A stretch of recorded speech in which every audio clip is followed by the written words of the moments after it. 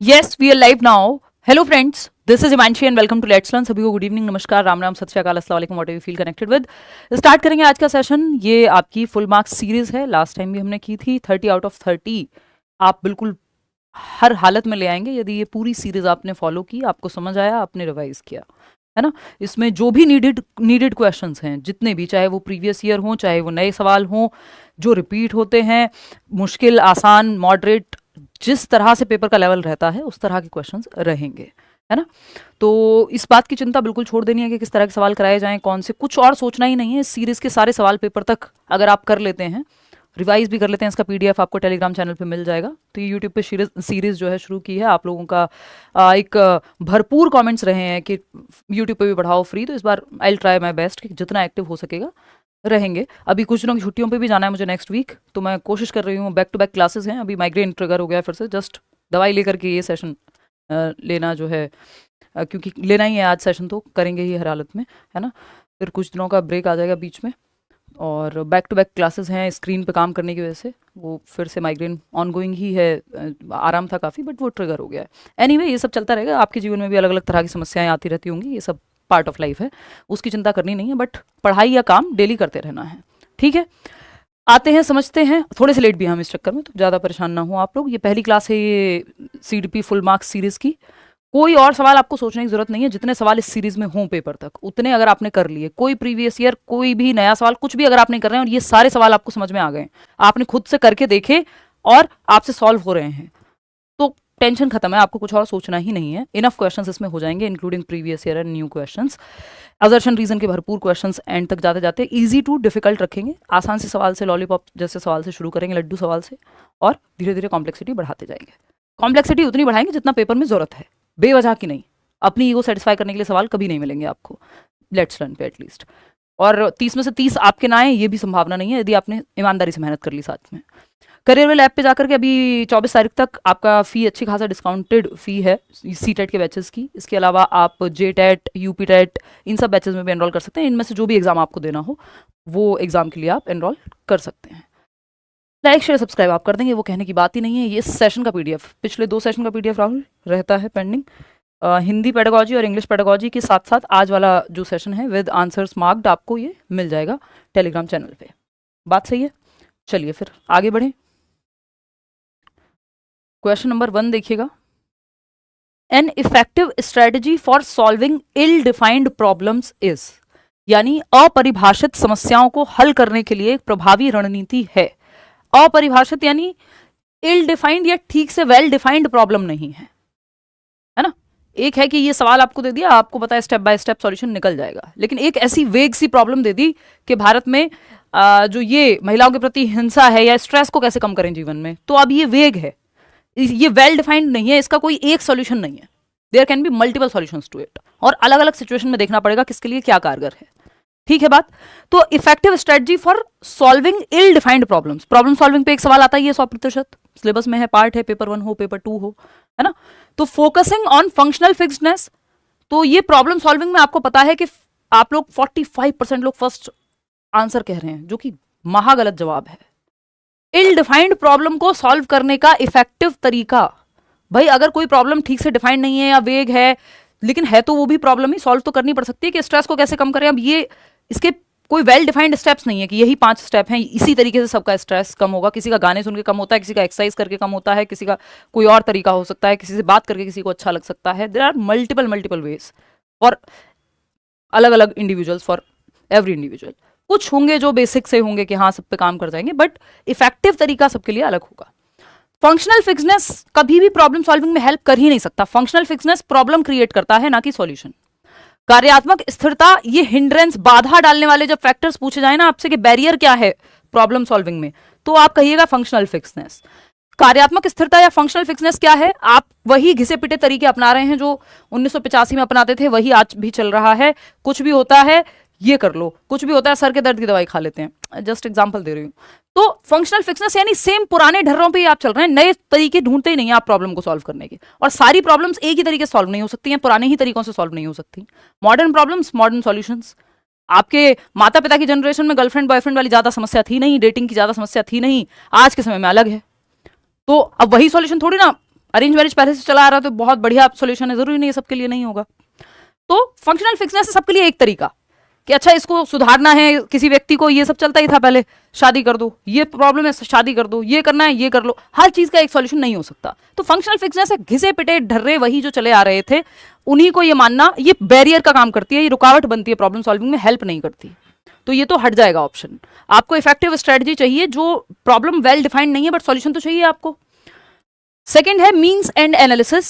इस बार 40% लोग सही जवाब दे रहे हैं, मीन्स एंड एनालिसिस ये सही है। एल्गोरिथम प्रॉब्लम सॉल्विंग का एक तरीका है, लेकिन step by step problem solving का तरीका है। जब प्रॉब्लम वेल डिफाइंड हो, एक मैथ्स का सवाल लिखा है तो आपको पता है step by step solution a+b² लगेगा या ये फॉर्मूला लगेगा इसमें, और ये स्टेप बाय स्टेप सॉल्व हो जाएगा। तो ये वेल डिफाइंड प्रॉब्लम्स में काम आता है। एल्गोरिथम इल डिफाइंड या ऐसे रैंडम प्रॉब्लम्स में आप नहीं लगा सकते कलन विधि। ठीक है जी, तो स्टेप बाय स्टेप इसमें यूज होता है और ये वेल डिफाइंड प्रॉब्लम्स के लिए है कि जब आपको पता हो एक सवाल है जिसमें फॉर्मूला लग सकता है ना, कि आपकी दवा जो है, आपको बुखार का टेस्ट कराया पता चला मलेरिया है, फिर जो है नेक्स्ट स्टेप दवाई लिख दी मलेरिया की। तो ये वेल डिफाइंड प्रॉब्लम जिसका पता हो आपको उस पर ही लागू होगा। किसी भी तरह का सर दर्द है तो आप सेम सॉल्यूशन अपना रहे हैं, वो प्रॉब्लमेटिक हो जाएगा। लर्निंग बाय रोट लर्निंग से मैकेनिकल हो जाती हैं चीजें कि आपने रट्टा लगा लिया है, तो ये प्रॉब्लम सॉल्विंग का बहुत अच्छा कोई तरीका माना नहीं जाता। रट के आपने बस रट लिया है, तो रट कर सीखने को हम वैसे भी अवॉइड करते हैं। तो एक ही ऑप्शन बचता है मीन्स एंड एनालिसिस, साधन अंत विश्लेषण। मीन्स एंड एनालिसिस की खास बात यह है, मीन्स मतलब साधन है ना, वेज जो भी आपके सामने है एट प्रेजेंट, उससे आप एंड तक पहुंचते हैं, यानी गोल तक पहुंचते हैं। एंड से मतलब है यहां गोल का। मीन्स है तरीके, जो भी इस प्रॉब्लम सामने है उसमें आप क्या कर सकते हैं ये देखते हैं आप, है ना, कि भाई ये पेन नहीं चल रहा, चलो दूसरा पेन उठा करके ले आते हैं, एक मार्कर ले आते हैं, जो भी घर में मौजूद होगा उससे समाधान निकाल लेंगे। ठीक है, मीन्स एंड एनालिसिस बहुत ही हेल्पफुल तरीका है और वेल डिफाइंड इल डिफाइंड प्रॉब्लम्स पे भी ये काम करता है। इसको ऐसे समझ सकते हो कि एक रैंडम प्रॉब्लम आ गई आपके सामने कि आपको बुक शेल्फ तक आपकी हाइट नहीं पहुंचती और आपको एक किताब चाहिए जो आपकी हाइट से ऊपर रखी है, या आपको सीलिंग साफ करनी है, दिवाली की सफाई, तो आपको पता है कि यार पंखे तक पहुंच नहीं सकते हो, सीढ़ी नहीं है घर में, फिर आप क्या करोगे, एक स्टूल या जो भी एक प्लेटफॉर्म है वो ढूंढ करके लाओगे कहीं से, या कुर्सी ले आओगे एक, और उस पर चढ़ने की कोशिश करोगे, वो भी काम नहीं करेगा, एक और छोटा वो लगाओगे इस पे, जिसको बिल्कुल पटरा बोलते हैं, वो रखोगे उसके ऊपर, देन आप चढ़ोगे। ठीक है ना, तो कि 2 स्टूल को जोड़ा आपने और फिर आप चढ़े।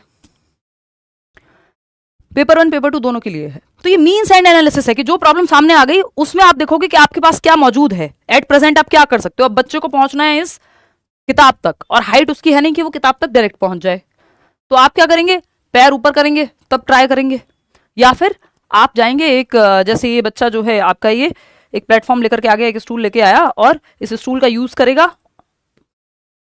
पहुंच जाएगा किताब तक। तो मीन्स एंड एनालिसिस, साधन क्या है उसके पास ये देख रहा है, वो प्रॉब्लम है किताब तक पहुंचना, साधन क्या है, ये स्टूल रखा, पहुंचा किताब तक, प्रॉब्लम सॉल्व हो गई, आई गेट द बुक, खत्म बात। मीन्स एंड एनालिसिस यानी साधन जो भी उस एट प्रेजेंट इस्तेमाल में आ सकते हैं आपके पास, उस प्रॉब्लम के हिसाब से एट प्रेजेंट जो आपके हाथ में है उसके हिसाब से आप ऑब्जेक्टिव तक, गोल तक या प्रॉब्लम के सॉल्यूशन तक पहुंचते हो। अच्छा इफेक्टिव तरीका माना जाता है। बात सही है या नहीं? तो मीन्स एंड एनालिसिस वहां सही है, एल्गोरिथम लगेगा नहीं क्योंकि वेल डिफाइंड नहीं है प्रॉब्लम, कोई पहले से प्रूवन क्वेश्चन ऐसा सवाल है नहीं। तो ऐसी प्रॉब्लम्स आपके सामने बहुत रोजमर्रा के जीवन में आती हैं और बच्चों को आपको प्रॉब्लम सॉल्वर बनाना है। मीन्स एंड एनालिसिस हुआ, एल्गोरिथम हुआ, ये सब हेल्पफुल प्रक्रियाएं हैं प्रॉब्लम सॉल्विंग के लिए। बात सही है या नहीं? चलिए फिर आगे बढ़ेंगे। अलग से पूछने की जरूरत ही नहीं पड़ेगी आपको, मैंने बता दिया, पेपर 1 पेपर 2 हर तरह के सवाल।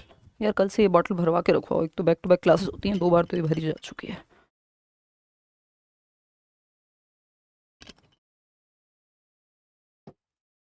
देखिएगा, क्वेश्चन नंबर 2 है, which of the following set of qualities characterises critical thinking, समालोचनात्मक चिंतन, जिसकी बात नेशनल एजुकेशन पॉलिसी भी कर रही है। 21वीं शताब्दी का कौशल कहते हैं इसको, 21st सेंचुरी स्किल्स में आता है। ये हुआ, डिजिटल एजुकेशन हुआ, या डिजिटल लिटरेसी जिसको हम कह रहे हैं, कि बच्चा हर पहलू से किसी चीज को देख पाए। ये नहीं है किसी ने कह दिया, कोई अफवाह उड़ी और मान ली, ऑफिशियली वो प्रमाणित है नहीं है, उसको कहना सही है नहीं है, एथिकल है नहीं है, कोई मतलब नहीं है, बस मान लिया। तो इसमें आपने क्रिटिकल थिंकिंग 0 इस्तेमाल की। ऐसे अंधभक्ति की तरफ व्यक्ति जाता है जो उसके दिमाग को बटन ऑफ और लॉजिक विंडो से बाहर। तो क्रिटिकल थिंकिंग ना आप में बचेगी ना आप विद्यार्थियों में बचा पाएंगे। क्रिटिकल थिंकिंग फैक्ट को, ओपिनियन को, सही गलत को हर पहलू से देखने की बात करती है। तो जब हम बात कर रहे हैं निम्नलिखित में से गुणों का कौन सा समूह समालोचनात्मक चिंतन की विशेषताओं को दर्शाता है? पहला है, यानी क्रिटिकल थिंकिंग किससे दिमाग पे जोर पड़ेगा। बेसिकली क्रिटिकल थिंकिंग में आप दिशाओं में सोच पाएंगे, अलग अलग पहलू पे सोच पाएंगे, क्या फैक्ट है, क्या ओपिनियन है, सही है, गलत है, एनालाइज करेंगे, हर पहलू से सोचेंगे। एबिलिटी टू क्वेश्चन, हाँ, ये प्रश्न करने की क्षमता, किसी चीज को क्वेश्चन करने की क्षमता, इससे क्रिटिकल थिंकिंग को बढ़ावा मिलेगा। एबिलिटी टू सेल्फ रिस्पेक्ट, आत्मचिंतन, चिंतन मनन कर पाए, आप सोच पाए कि जो चीज आप सोच रहे हैं वो सही भी है या नहीं है, क्यों सही है, उसमें लॉजिक कहां है ना। Ability to test previously held assumptions, यानी पूर्व मान्यताओं को, जो पहले से अज्यूम किया हुआ है आपने, उसको टेस्ट करना, भाई ये बात सही है या नहीं है। नीट का पेपर किसी के हाथ में आया होगा और वो चला जाएगा उसको अटेम्प्ट करने, या उसने वो सही मान लिया, तो मतलब क्रिटिकल थिंकिंग तो नहीं की, वहां तो प्योर बायस्डनेस है ना, जिससे जहां से वो भी जो भी कोचिंग या जहां से भी वो शुरू हुई पूरी कहानी, तो वहां पे क्रिटिकल थिंकिंग जीरो है कि आपको हर पहलू में सोच पाए। क्यों सोचें भाई, अपना भला सोचते हैं लोग, ठीक। एबिलिटी टू थिंक कन्वर्जेंटली, ये कन्वर्जेंटली सोचना जो है, जिसमें मैंने कहा अपना भला सोचना, मतलब आप लिमिटेड सोच रहे हैं। अभिसारी चिंतन में आप 4 ऑप्शन से एक पॉइंट पे जाते हैं, जबकि आप डाइवर्जेंट थिंकिंग में क्रिटिकल थिंकिंग लग सकती है कि एक पॉइंट से आप 4 तरफ सोच पाए। तो अभिसारी थिंकिंग जो है वो क्रिटिकल थिंकिंग को प्रभावित नहीं करती, आप मतलब हेल्प नहीं करती। एबिलिटी टू थिंक कन्वर्जेंटली नहीं, डाइवर्जेंटली होना था यहाँ पे। तो ये तीनों तो सही हैं, फर्स्ट, सेकेंड और थर्ड ऑप्शन में कितने लोग सही जवाब दे रहे हैं? 63% लोग, बहुत बढ़िया, इंटेलिजेंट लोग हैं आप लोग। चलिए, third option is the right answer over here, इसमें ज्यादा हमें आवश्यकता नहीं है फर्दर डिस्कशन की। क्वेश्चन नंबर 3 देखिएगा, अच्छा सवाल है। Which of the following statement about the role of heredity and environment is in the development of a child is correct? आनुवांशिकता और वातावरण की भूमिका के संबंध में कौन सा कथन सही है? 4 ऑप्शंस हैं। पहला है, while heredity contributes in unfolding of the child's characteristic traits, the entirety of a child's development is solely based on environmental factors. यानी हालांकि आनुवांशिकता बच्चे के विशिष्ट लक्षणों के विकास में योगदान देती है, यानी कैरेक्टरिस्टिक्स डेवलप होते हैं हेरिडिटी से, बट ये कह रहे हैं कि लेकिन बच्चे का संपूर्ण विकास केवल वातावरण से तय होता है। फालतू बात, सिर्फ वातावरण, सिर्फ हेरिडिटी पॉसिबल ही नहीं है, डेवलपमेंट दोनों का प्रोडक्ट है। बात सही है, किसी एरिया में डेवलपमेंट ज्यादा महत्वपूर्ण है, किसी एरिया में एनवायरमेंट ज्यादा महत्वपूर्ण है, किसी में हेरिडिटी। ये कह रहे हैं सिर्फ एनवायरमेंट से डेवलपमेंट हो जाएगा, तो हेरिडिटी का रूल तो इन्होंने बिल्कुल जीरो कर दिया, जो कि गलत है। While heredity provides the genetic blueprint for an individual's development, the expression of those genes can be influenced by environmental factors. हालांकि आनुवांशिकता किसी व्यक्ति के विकास के लिए वंशानुगत खाका प्रदान करती है, जेनेटिक ब्लूप्रिंट देती है, जो मैचुरेशन में भी होता है कि हेरिडिटी से प्रभावित है ना। तो हेरिडिटी आपका जेनेटिक ब्लूप्रिंट देगी कि भाई ये समस्याएं हैं, ये बीमारियां होंगी, ये क्षमताएं होंगी, है ना। स्पोर्ट्स पर्सन का बच्चा है तो एक हेरिडेटरी एज लेके वो सामने जाएगा कि उसको जेनेटिक मेकअप अच्छा मिलेगा, अगर दोनों माता पिता एथलीट्स हैं मान लीजिए फॉर दैट मैटर, ठीक। लेकिन the expression of those genes can be influenced by environmental factors. ये जो जीन्स है, ये जो जेनेटिक कोडिंग है, ये एक्सप्रेस कैसे होंगे, अनफोल्ड कैसे होंगे, एनवायरमेंट पे भी निर्भर करेगा। आप किसी भी एथलीट को उठा लीजिए, फॉर एग्जाम्पल विराट कोहली, अनुष्का शर्मा, सब देखते हैं इंटरनेट पे, उनका कोई भी एक बच्चा, मतलब जो भी करंट बच्चे हैं, एक हाइपोथेटिकल सिचुएशन ले लेते हैं, तो हम मान के चल रहे हैं कि हेरिडेटरी क्षमता अच्छी होगी, स्पोर्ट्स पर्सन है, फिट दिखती हैं वो भी, उनकी वाइफ भी, तो ये दोनों हम मानेंगे कि जेनेटिक मेकअप जो है स्पोर्ट्स की एप्टीट्यूड के साथ बच्चे में वो क्षमता होगी। और अगर इस तरह के पेरेंट्स का बच्चा कोई economically weaker, socio economically weaker section में चला जाए, अडॉप्ट कर लिया या वॉट, किसी भी सिचुएशन में, नाम हटा दो, ऐसे ही इन जनरल मान लो कि एथलेटिक लोग हैं, बच्चा किसी ऐसे परिवार में बड़ा होता है जहां खाने की भी ठीक ठाक स्थिति नहीं है, मेल न्यूट्रिशन का शिकार हो जाता है, यानी कुपोषण का शिकार हो जाता है। तो अब हेरिडेटरी क्षमता तो थी, जेनेटिक ब्लूप्रिंट तो बहुत अच्छा मिला था कि अगर एनवायरमेंट अच्छा मिलता तो बढ़िया एथलीट बनता या बहुत बढ़िया कुछ कर सकता था, लेकिन एनवायरमेंट में खाना भी ठीक से नहीं मिला तो बॉडी ठीक से डेवलप भी नहीं हो पाएगी। तो ब्लूप्रिंट तो देती है हेरिडिटी, लेकिन ये एक्सप्रेस कैसे होगा, इसमें एनवायरमेंट का भी रोल है।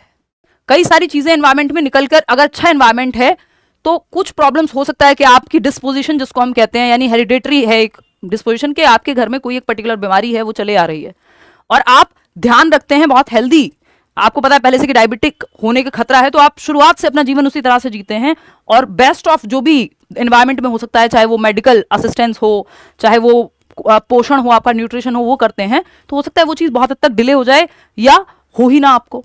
तो एक्सप्रेशन जो है वो एनवायरमेंटल फैक्टर्स पे होगा, बेशक जेनेटिक कोडिंग में चीज़ें हो, एक्सप्रेशन जो है जीन्स का वो एनवायरमेंटल फैक्टर से प्रभावित होगा, पूरी तरह से एलिमिनेट होना नहीं, पॉजिटिवली और नेगेटिवली प्रभावित हो सकता है। Both heredity and environment contribute 50% each in the development of a child. ये कहना एकदम बकवास बात होगी, 50-50% दोनों की भूमिका होती है, गणित नहीं है, प्रोडक्ट है। हेरिडिटी एंड एनवायरमेंट एडिटिव नहीं होते, सब्ट्रैक्टिव नहीं होते, और ना ही ये डिविजिबल होते हैं। हेरिडिटी एंड एनवायरमेंट का प्रोडक्ट है डेवलपमेंट, इसको ऐसे समझिएगा। 50-50% कोई नहीं कह सकता, किसी क्षेत्र में हेरिडिटी का महत्व ज्यादा होगा, किसी क्षेत्र में एनवायरमेंट का महत्व ज्यादा होगा, दोनों की बराबर भूमिका है, ऐसा वुडवर्थ कहते हैं। बराबर का मतलब परसेंटेज में नहीं है, किसी क्षेत्र में हेरिडिटी, किसी में एनवायरमेंट, किसी में कुछ कम परसेंटेज। जैसे आंखों का रंग टोटली हेरिडिटी से निर्धारित है, लेकिन विजन, अच्छा न्यूट्रिशन, बहुत सारे फैक्टर्स पे डिपेंड करेगा कि आप बचपन से बस कार्टून पे बैठे रहते थे, है ना, एनवायरमेंट कैसा मिला उस पर डिपेंड करेगा। तो डेवलपमेंट में हेरिडिटी प्लस एनवायरमेंट नहीं होता कि 50% हेरिडिटी 50% एनवायरमेंट नहीं होता। ये एडिटिव नहीं होते, यानी योगात्मक नहीं होते हेरिडिटी और एनवायरमेंट। ये डिविजिबल नहीं होते, यानी इनको भाग भी नहीं कर सकते, ये आता है सवाल। और ये क्या नहीं होते, सब्ट्रैक्टिव भी नहीं है कि हेरिडिटी माइनस एनवायरमेंट या एनवायरमेंट माइनस हेरिडिटी बराबर डेवलपमेंट, नहीं। Development is the product of heredity and environment. आनुवंशिकता और वातावरण का गुणनफल है विकास जो है, ठीक है। इसमें परसेंटेज आप तय नहीं कर सकते किसमें कितना होगा। डिस्पोजिशंस, जो लास्ट ऑप्शन है, dispositions are linked with environmental factors but actual development occurs on the basis of heredity. यानी स्वभाव वातावरणीय कारकों से जुड़े होते हैं, लेकिन वास्तविक विकास आनुवंशिकता के आधार पर होता है। देखिए यही इन्होंने गलत कह दिया, ये जो डिस्पोजिशन है ये आनुवंशिकता से प्रभावित होती है, यानी ये जो स्वभाव है वातावरणीय कारकों से नहीं, डिस्पोजिशंस में काफी रोल है हेरिडिटी का, ठीक है ना, काफी रोल है हेरिडिटी का कि आपको किस बीमारी के प्रति या क्या क्षमताएं आप में होंगी, वो हेरिडिटी डिस्पोजिशन तय करती है कि आपका एक स्टेट क्या होगा। एनवायरमेंट नहीं तय करेगा इसको, एनवायरमेंट प्रभावित करेगा। तो बेटर ऑप्शन यहां पे हमारे पास एक ही था, वो था क्या, heredity provides the genetic blueprint. एक जेनेटिक ब्लूप्रिंट देती है, हेरिडिटी डिसाइड करती है how far you will go, but environment can decide करेगा कि एनवायरमेंट मिलेगा कैसे। इस पे और चर्चा आगे आने वाले सेशंस में करेंगे, सारा कुछ एक दिन में पढ़ लोगे तो दिमाग घूम जाएगा। क्वेश्चन नंबर 4 देखिएगा, Arpita and Anu give their books to each other since both consider it an equal exchange of favours. At which level of Kohlberg's moral development theory are Arpita and Anu. Arpita and Anu दो दोस्त हैं, दोनों अपनी किताबें एक दूसरे को देते हैं और कहते हैं कि एहसानों का एक समान आदान प्रदान है, ये इक्वल एक्सचेंज ऑफ फेवर है। तुम मुझे खून दो, मैं तुम्हें आजादी दूंगा, मतलब वो थोड़ा एक अलग लेवल की मॉरलिटी पे चला जाता है, बट आपको ये एग्जांपल समझ में जल्दी से आता है कि भाई तुम मुझे लंच खिलाओगी तो मैं तुम्हारे लिए कल चॉकलेट लेके आऊंगी, या तुम मुझे होमवर्क के लिए अपनी कॉपी दे दो ये वाले सब्जेक्ट की, मैं तुम्हें दूसरे सब्जेक्ट की कॉपी दे देती हूँ जिसमें मेरा काम पूरा है। ये इक्वल एक्सचेंज ऑफ फेवर्स है कि भाई उसने मेरे लिए कुछ किया, मैंने उसके लिए कुछ कर दिया, बराबर की बात हो गई, खत्म। तो ये सही और ये सही है क्योंकि इक्वल एक्सचेंज ऑफ फेवर्स है, टिट फॉर टैट, जैसे को तैसा। प्री कन्वेंशनल लेवल है फोर्थ ऑप्शन, जिसको हम कहेंगे पूर्व पारंपरिक स्तर का सेकंड स्टेज, जिसको पहला है पनिशमेंट एंड ओबीडियंस, दूसरा है आपका tit for tat mutual exchange के you scratch my back and I will scratch yours. दो बच्चे आपस में लड़ रहे हैं, इस पे एक सवाल ये आ जाता है तो टीचर आके पूछती है भाई क्या हुआ, क्यों लड़ रहे हो, कि मैम इसने कल मेरा खाना खाया था, आज ही अपनी पेंसिल नहीं दे रहा, मैंने तो इसको रबड़ दी थी कल। ऐसा होता है अक्सर बच्चों में। तो वो मॉरलिटी के किस स्तर पे है, टिट फॉर टैट, जैसे को तैसा, कि मैं घर का सामान तब लेने जाऊंगा या जाऊंगी जब मुझे भी एक चॉकलेट खाने को मिलेगी या 5 रुपए मिलेंगे, मुझे क्या मिलेगा इस काम में। तो वो टिट फॉर टैट मॉरलिटी है ना। हेट्रोनॉमस, अच्छा ये वाला जो सवाल है ये 2 मार्च के पेपर 2 में आया हुआ है, और ऑफिशियल आंसर की में पता नहीं क्या सोच के उन लोगों ने हेट्रोनॉमस लेवल इसको मान लिया है, जिसकी जो ठीक नहीं है ना। तो ऐसा होता है कई बार, वो करेक्शन नहीं हुआ है या किसी ने चैलेंज नहीं किया होगा या व्हाटएवर, मार्च तक आते आते हम लोगों का भी ध्यान नहीं था। तो हेट्रोनॉमस मॉरलिटी और ऑटोनॉमस मॉरलिटी पियाजे की थियरी है, जिसपे बेस्ड है ये पूरी थियरी, तो उसका कुछ बनता नहीं है, तो उसको हम इग्नोर करेंगे क्योंकि इसके लिए इनफ एविडेंसेस हैं अगर चैलेंज भी करना हो तो। फोर्थ के साथ ही यहाँ पे जाना है, ठीक है। अगर हम कोहलबर्ग की, और हेट्रोनॉमस में ये होता है कि दूसरे के अधीन होता है बच्चा, रूल्स फिक्स्ड होते हैं, है ना। ऑटोनॉमस में आप खुद तय करते हैं, लेकिन वो पियाजे की मॉरल डेवलपमेंट की थियरी है, जनरली सीटेट में उतना पूछा नहीं जाता। ये कोहलबर्ग के हिसाब से, क्योंकि इन्होंने यहाँ कोहलबर्ग लिखा हुआ है, पियाजे लिखा होता तो हम कह देते, तो प्री कन्वेंशनल ही बनता है, ठीक है, इसमें कोई भी डाउट नहीं है। ये देखिएगा कोलबर्ग की 6 स्टेजेस हैं, 3 लेवल हैं, हर एक स्टेज पे 2 स्टेजेस होती हैं। पूर्व पारंपरिक यानी pre conventional, obedience and punishment, और ये इंस्ट्रूमेंटल रिलेटिविस्ट ओरिएंटेशन था, टिट फॉर टैट जो सेकंड स्टेज है, जैसे को तैसा, जिसपे हमने बात की है। इसको एक वैसी इमेज से समझते हैं जिससे आप आसानी से समझ पाएं। कन्वेंशनल यानी समाज के हिसाब से सही और गलत तय होता है, good boy nice girl, law and order, फिर 5th और 6th स्टेज है, आगे आने वाले सेशंस में हम डिस्कस करेंगे। आज थोड़ा थोड़ा उतना ही शुरू, आज स्टार्टर्स के लिए उतना ही रखेंगे जितने आप डर ना जाएं कि यार पता नहीं कितना कॉम्प्लेक्स है, क्योंकि जो सिलेबस करके बैठे हैं उनके लिए तो ठीक है, लेकिन जो ताज़ा ताज़ा पढ़ना शुरू किया है तो सब कुछ एक साथ ना आए, धीमे धीमे धीमे धीमे अनफोल्ड करेंगे।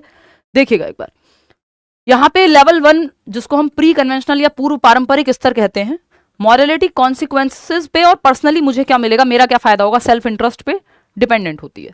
स्टेज 1 है ओबीडियंस एंड पनिशमेंट ओरिएंटेशन, बच्चा आज्ञा का पालन इसलिए करेगा क्योंकि डांट पड़ेगी या पनिशमेंट मिलेगी, तो जिस चीज से डांट पड़ रही है या पनिशमेंट मिल रही है वो गलत है, इसलिए आज्ञा पालन करता है वो, पहली स्टेज में। दूसरा स्टेज इंस्ट्रूमेंटल रिलेटिविस्ट ओरिएंटेशन, कि भाई मैं तुझे ये साइंस की बुक दे रही हूँ अपनी, तू मुझे इंग्लिश की दे दे, तो ये क्या है, tit for tat, mutual exchange. Pre conventional यानी पूर्व पारंपरिक, पारंपरिक सही और गलत एक्चुअल में यहाँ कुछ नहीं है, इसी के बेसिस पे चल रहा है। लेवल 2 क्या है, कन्वेंशनल, सोसाइटी के हिसाब से सही और गलत तय होगा। स्टेज 3 है good boy nice girl orientation, अच्छा लड़का अच्छी लड़की, तुम्हारे माँ बाप तुम पे गौरवान्वित महसूस करेंगे यदि तुम फर्स्ट आओगे, गुड बॉय मेरा बेटा, मेरा राजा बेटा, मेरा अच्छा बेटा बेटी, वॉटेवर, ये सब यही है थर्ड लेवल पे, क्योंकि बच्चे को तारीफ सुननी है, प्रेज के लिए वो काम करता है। Stage 4 law and order orientation, कि आप नियमों को मानते हैं, समाज में ऑर्डर बना रहे उसके लिए, ये 4th स्टेज है। लेवल 2 है कन्वेंशनल। फिर आपका 3rd लेवल है, इसमें सोशल कॉन्ट्रैक्ट ओरिएंटेशन, के समाज में नियम बने रहें और नियमों को बदला भी जा सकता है यदि जरूरत पड़े, अगर वो बहुत लोगों की भलाई नहीं कर रहे हैं तो आंदोलन करके या वॉटेवर बदला जा सकता है नियमों को, अगर वो फेवर में नहीं है तो। स्टेज 6 है आपका यूनिवर्सल एथिकल प्रिंसिपल, यहाँ आप पूरी दुनिया से लड़ जाएंगे यदि आपके जस्टिस या एथिकल प्रिंसिपल्स के हिसाब से चीजें नहीं हो रही हैं, तो जैसे जो मतलब ये ह्यूमैनिटी के लेवल पे देखने वाली बात है, और यहाँ आपको भीड़ की जरूरत नहीं है, एक इंडिविजुअल भी अगेंस्ट द सिस्टम खड़ा हो सकता है। इस पे और डिटेल में चर्चा नेक्स्ट सेशंस में करेंगे, बट ये एक मोटा मोटा आइडिया मैंने आपको कोलबर्ग की थियरी का दे दिया है। क्वेश्चन नंबर 5 देखिएगा, गिवन बिलो, ये असर्शन रीजन वाला सवाल है, अच्छा सवाल है, क्यूट सा सवाल है। देखो अब आप कहोगे क्यूट कैसे होता है सवाल, अभी बताएंगे। असर्शन क्या है यानी कथन क्या है, when unable to make meaning efficient readers slow down and reread the text clarifying confusion before continuing further, यानी जब when unable to make meaning, यानी आपको पढ़ के कोई चीज समझ नहीं आई, तो जो एफिशिएंट रीडर होगा, जो प्रभावशाली या कुशल पाठक होगा, वो क्या करेगा, दोबारा से पढ़ेगा, थोड़ी स्पीड कम करेगा, दोबारा से उसको क्लैरिफाई करने के लिए, कंफ्यूजन को आगे बढ़ने से पहले वो फिर से रीरीड करेगा कि यार ये वाला पार्ट समझ नहीं आया, फिर से पढ़ते हैं, या वीडियो पीछे करके देखते हैं, समझ नहीं आया, या मेरे को क्वेश्चन मैंने पढ़ा मान लो और कंफ्यूजन हुई कुछ, तो मैं दोबारा पढ़ूंगी उसको क्लैरिफाई करने के लिए। ये कुशल पाठक के गुण हैं कि आप रीरीड कर रहे हो या फिर से समझना चाह रहे हो तो वो फिर से पढ़ते हो, आप वापस जाके स्पीड स्लो डाउन करते हो, थोड़ा धीमे धीमे एक एक शब्द को समझने की कोशिश करते हो। बात तो सही है, इसमें कोई गड़बड़ तो है नहीं। रीजन क्या है इसका, metacognition hinders the process of meaning making, यानी अधिसंज्ञान या परासंज्ञान अर्थ बनाने की प्रोसेस में बाधा बनता है, ये एकदम गलत बात है। यहां पे आपने मेटाकॉग्निटिव एबिलिटीज का यूज किया, आपने रीड किया, रिफ्लेक्ट किया, फिर से देखा कि कहां पे सुधार किया जा सकता है, आपको क्या समझ आया, कहना क्या चाह रहा है रीडर, जो आपका टेक्स्ट राइटर है।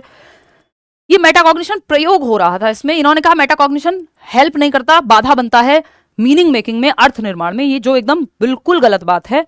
मेटाकॉग्निशन हेल्प करता है क्योंकि वो संज्ञान के भी परे जाना है, beyond cognition, thinking about thinking, reasoning about reasoning, awareness about awareness, ठीक है। तो मेटाकॉग्निशन बाधा नहीं बन सकता इन एनी केस। तो ए तो सही है बट आर फॉल्स है। कितने लोग सही जवाब दे रहे हैं, 69%, बहुत फास्ट बढ़िया जवाब दे रहे हैं आप लोग। ए सही है लेकिन आर गलत है। भाई ये तो अच्छी बात है, इसमें मेटाकॉग्निशन का इस्तेमाल किया बच्चे ने, मेटाकॉग्निशन को समझते हैं, इसमें ये कुछ स्टेप्स हैं। 1 मिनट में पानी पीऊंगी फिर हम आगे बढ़ेंगे।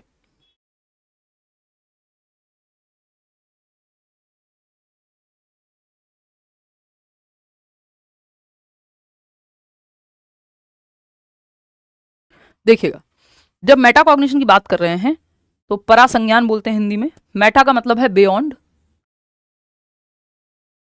यानी परा या परे कह सकते हो आप हिंदी में। कॉग्निशन का मतलब है संज्ञान, यानी थिंकिंग, रीजनिंग, प्रॉब्लम सॉल्विंग, इन सब पे भी सोच पाना, beyond thinking, thinking beyond thinking. Cognition यानी संज्ञान, जिसमें सारी दिमाग की प्रक्रियाएं जुड़ी होती हैं।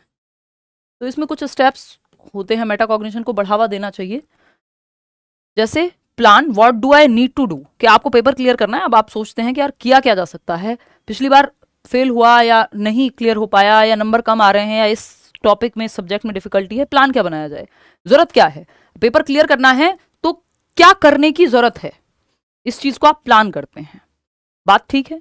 I am thinking about my thinking, कि भाई मेरी स्ट्रेंथ क्या है, वीकनेस क्या है, गड़बड़ कहाँ हुई थी, आप प्लान कर रहे हैं, अभी सोच रहे हैं अपनी ही चिंतन, प्लान क्या होना चाहिए या पेपर कैसे क्लियर करेंगे इस पे सोच रहे हैं, अपनी स्ट्रेंथ क्या है, वीकनेस क्या है, वो सब सोचेंगे। फिर मॉनिटर करेंगे, हाउ एम आई डूइंग, अच्छा आपके लिए सही समय कौन सा है पढ़ने के लिए, आप दिन में ज्यादा अच्छे से पढ़ पाते हैं कि दोपहर में ज्यादा अच्छे से पढ़ पाते हैं, या पिछली बार कहाँ कमी रह गई थी, कहाँ आप ठीक से नहीं पढ़ पाए थे, तो आप ये सब कुछ सोच के एक प्लान बनाते हैं। ठीक है, तो प्लानिंग, मॉनिटरिंग यानी रिफ्लेक्ट कर रहे हैं, मॉनिटर कर रहे हैं, हाउ एम आई डूइंग, आप हफ्ते में एक टेस्ट लगाते हैं कि यार एक टेस्ट लगाऊंगा। फिर आप इवेल्युएट करते हैं कि क्या मेरे गोल तक मैं पहुंच पाया कि नहीं पहुंच पाया, जितना सोचा था इस हफ्ते पढ़ने का पढ़ पाया कि नहीं पढ़ पाया।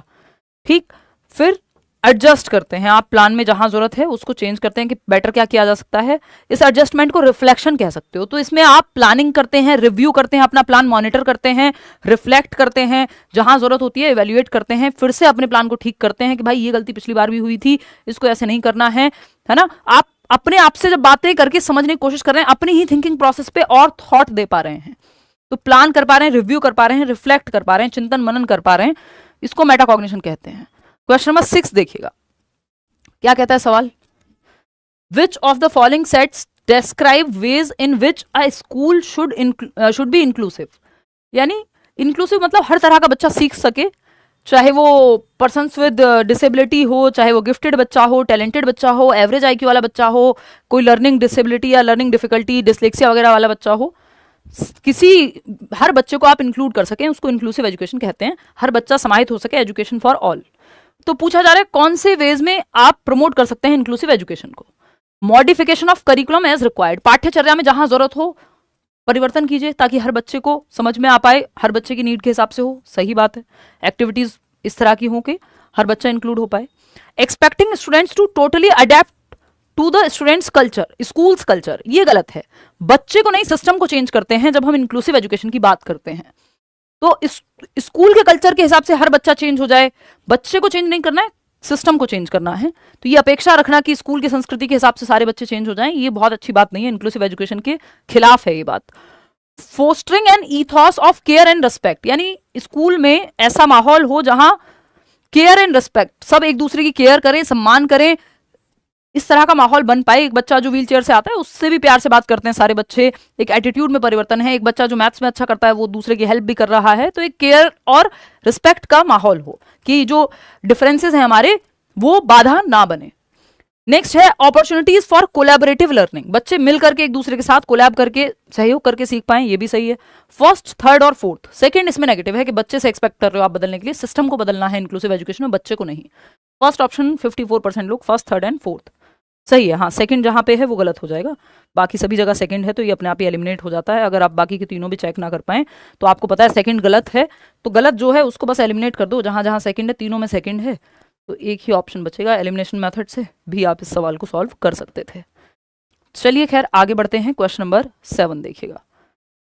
विच of the following statement about socialisation is correct, सामाजिकरण के बारे में कौन सा एक कथन है जो सही है।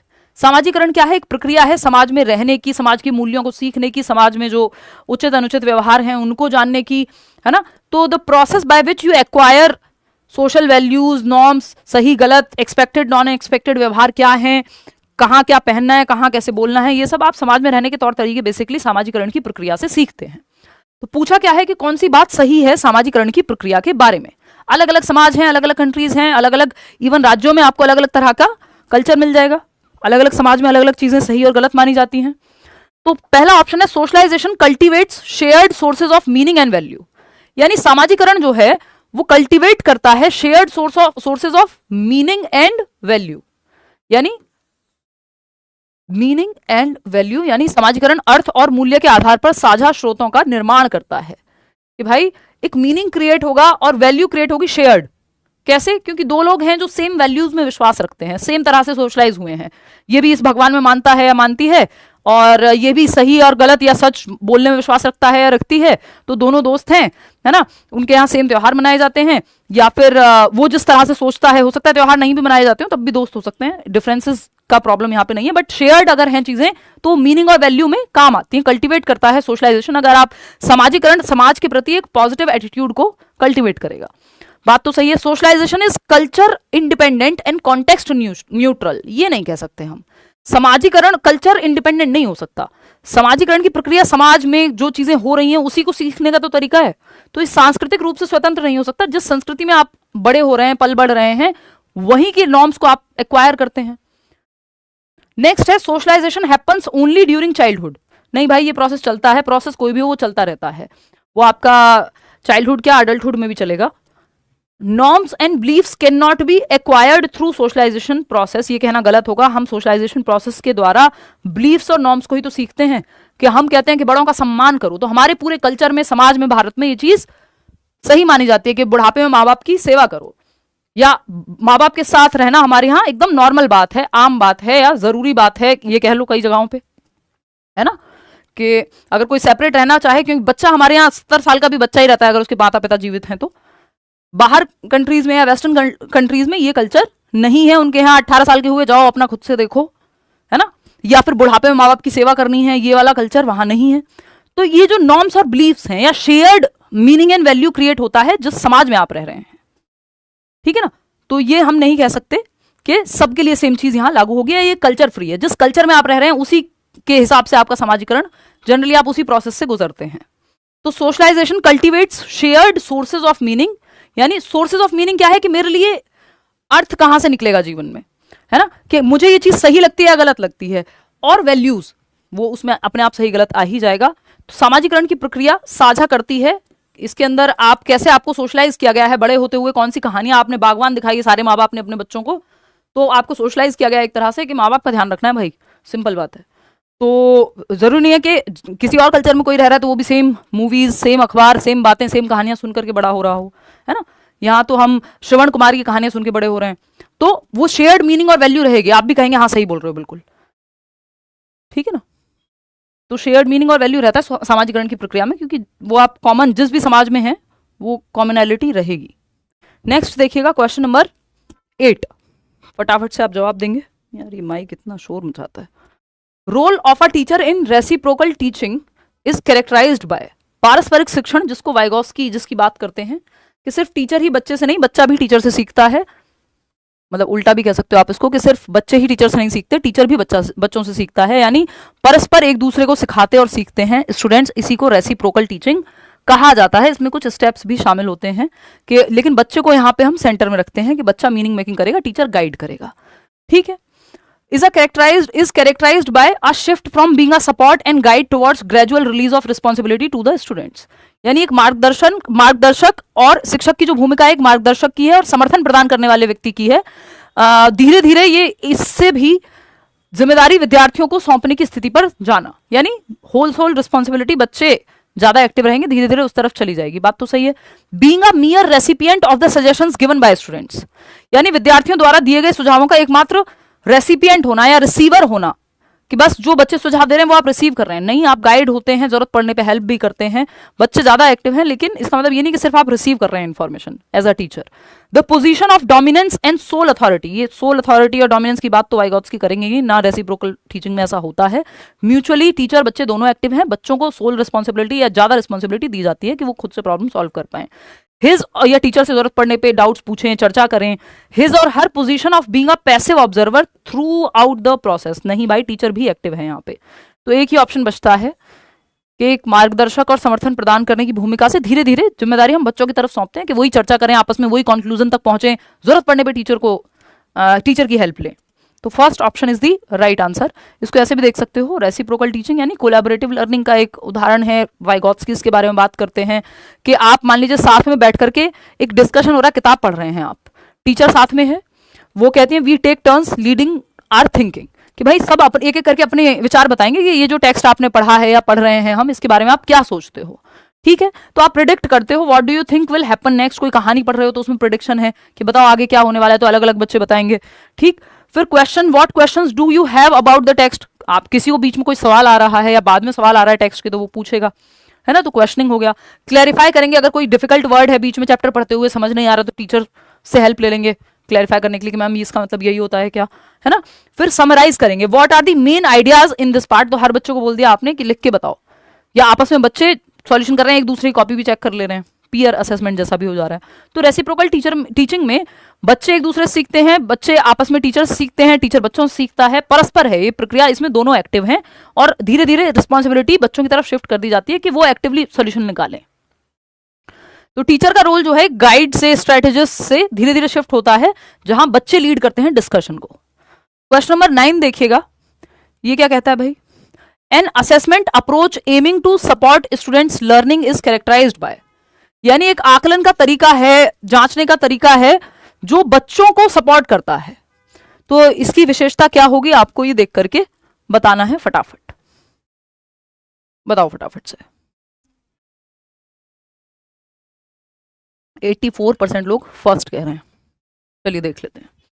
Consideration of method of solving the problem along the outcome, यानी परिणामों के साथ साथ समस्या को हल करने की विधि को भी ध्यान में रखना।